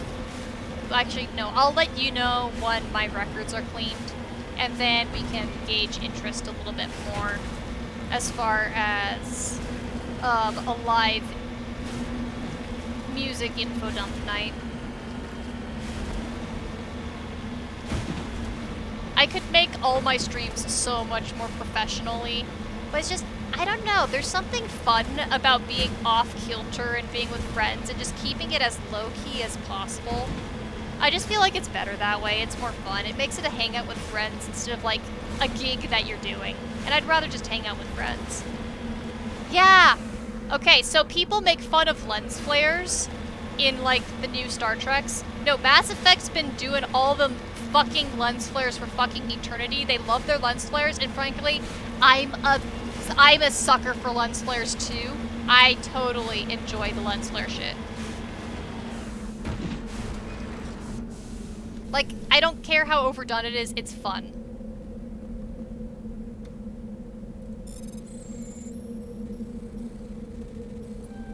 And my records really don't have a fuck ton of variety yet. It is very flat in Scruggs, highly proportionate. Not like anyone's surprised, but I do have some other records too. I have several Bill Monroe, I have Hank Williams, I have Jake and Josh. Actually, that's still flat in Scruggs, never mind. No, I could be more various, but I am starting to do things. Yeah! Thank you! Thank you! Light's telling the truth right now! That is the truth about motherfucking lens flares! People are just like, it's overkill. Everything's overkill. Anime fight scenes are overkill and we love it. Godzilla is overkill destruction and we love it. King Kong is a story I've never understood, but people still love it anyway. It's just... I don't care whether it's done subtly or as blatantly as a punch to the jaw. I like lens flares. You can pry them from my cold, dead fingers. Or would it be pry them from my cold, dead eyeballs? Because it's lens flares, so I'm staring at them. Yeah! James Bond. Speaking of the info dump, which was so much fucking fun, Lily. I loved that James Bond info dump so much. That was a lot of learning, and that was cool. Alright, so there's a little satellite thing that we found. Yeah! Yes, thank you! Everybody here enjoys the right hot takes. I love you guys. This is why I'm friends with you, is because you guys understand these things. These very important life things, like lens flares. Oh look, there's a corpse. Hello, corpse. The burnt corpse has edited a mom and pop independent salvage team. They got nuked by the Geth. F. Sorry, buds. Dude, I would not complain to more. I really would not. Okay, so I'm over here. We'll just try right here. Oh, there's a fucking anomaly I still haven't gone to. The ones on the map I haven't gone to. Shush! Shush! Light! Shush! Nyeh!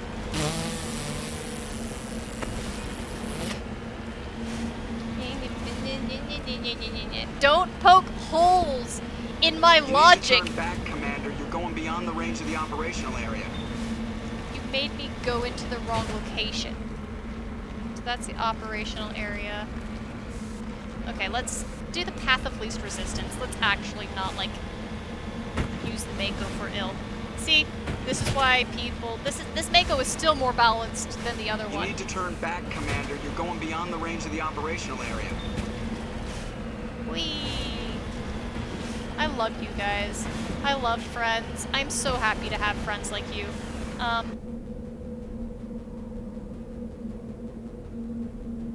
That's the destination. Okay, we did it. Really, that's the only corner I haven't investigated yet. Yes! Oh, come on. I was about to say I'm not that sleep drunk, but I really have been that sleep drunk, and I was just trying to pretend I wasn't sleep drunk for, like, most of the stream. I don't know if you could notice or not.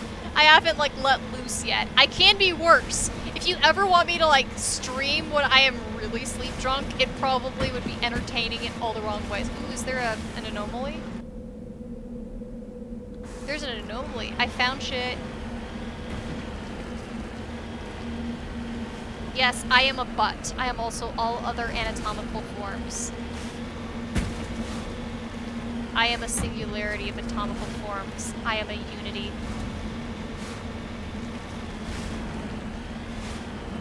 Yeah, that's the real reason you die.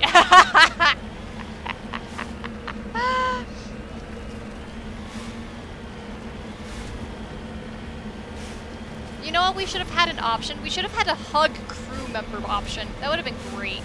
Just be able to hug people.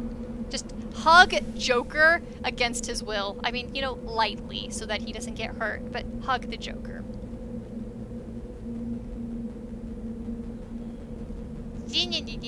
Oh, I already put weird shit on humans. I already put weird shit on YouTube. I really don't care.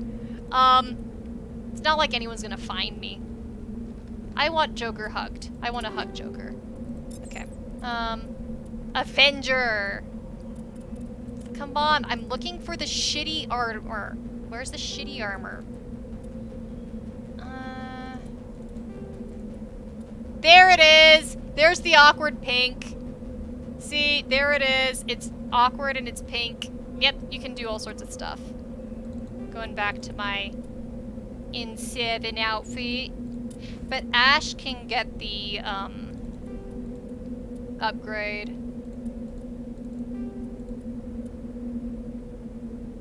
I like keeping them looking the same. Tali actually has other armors that, are different colors, too. So, Joker is unromanceable. However, can I spoil something in Mass Effect 3? Asking before I do so.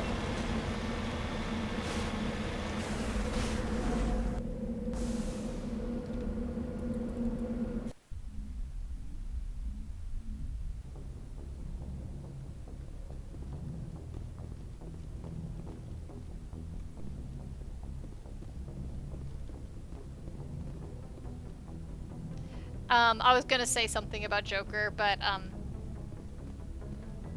sure. If it's not too major, go for the spoiler.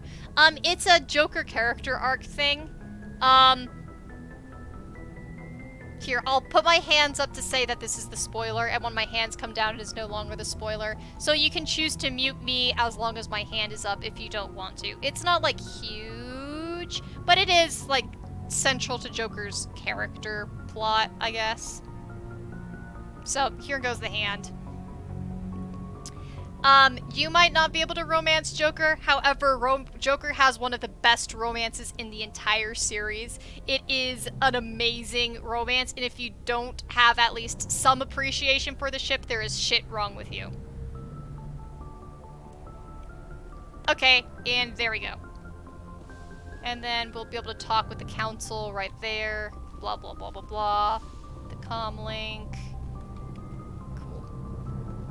This is where all the meetings happen. Lots of cutscenes happen here. Yeehaw.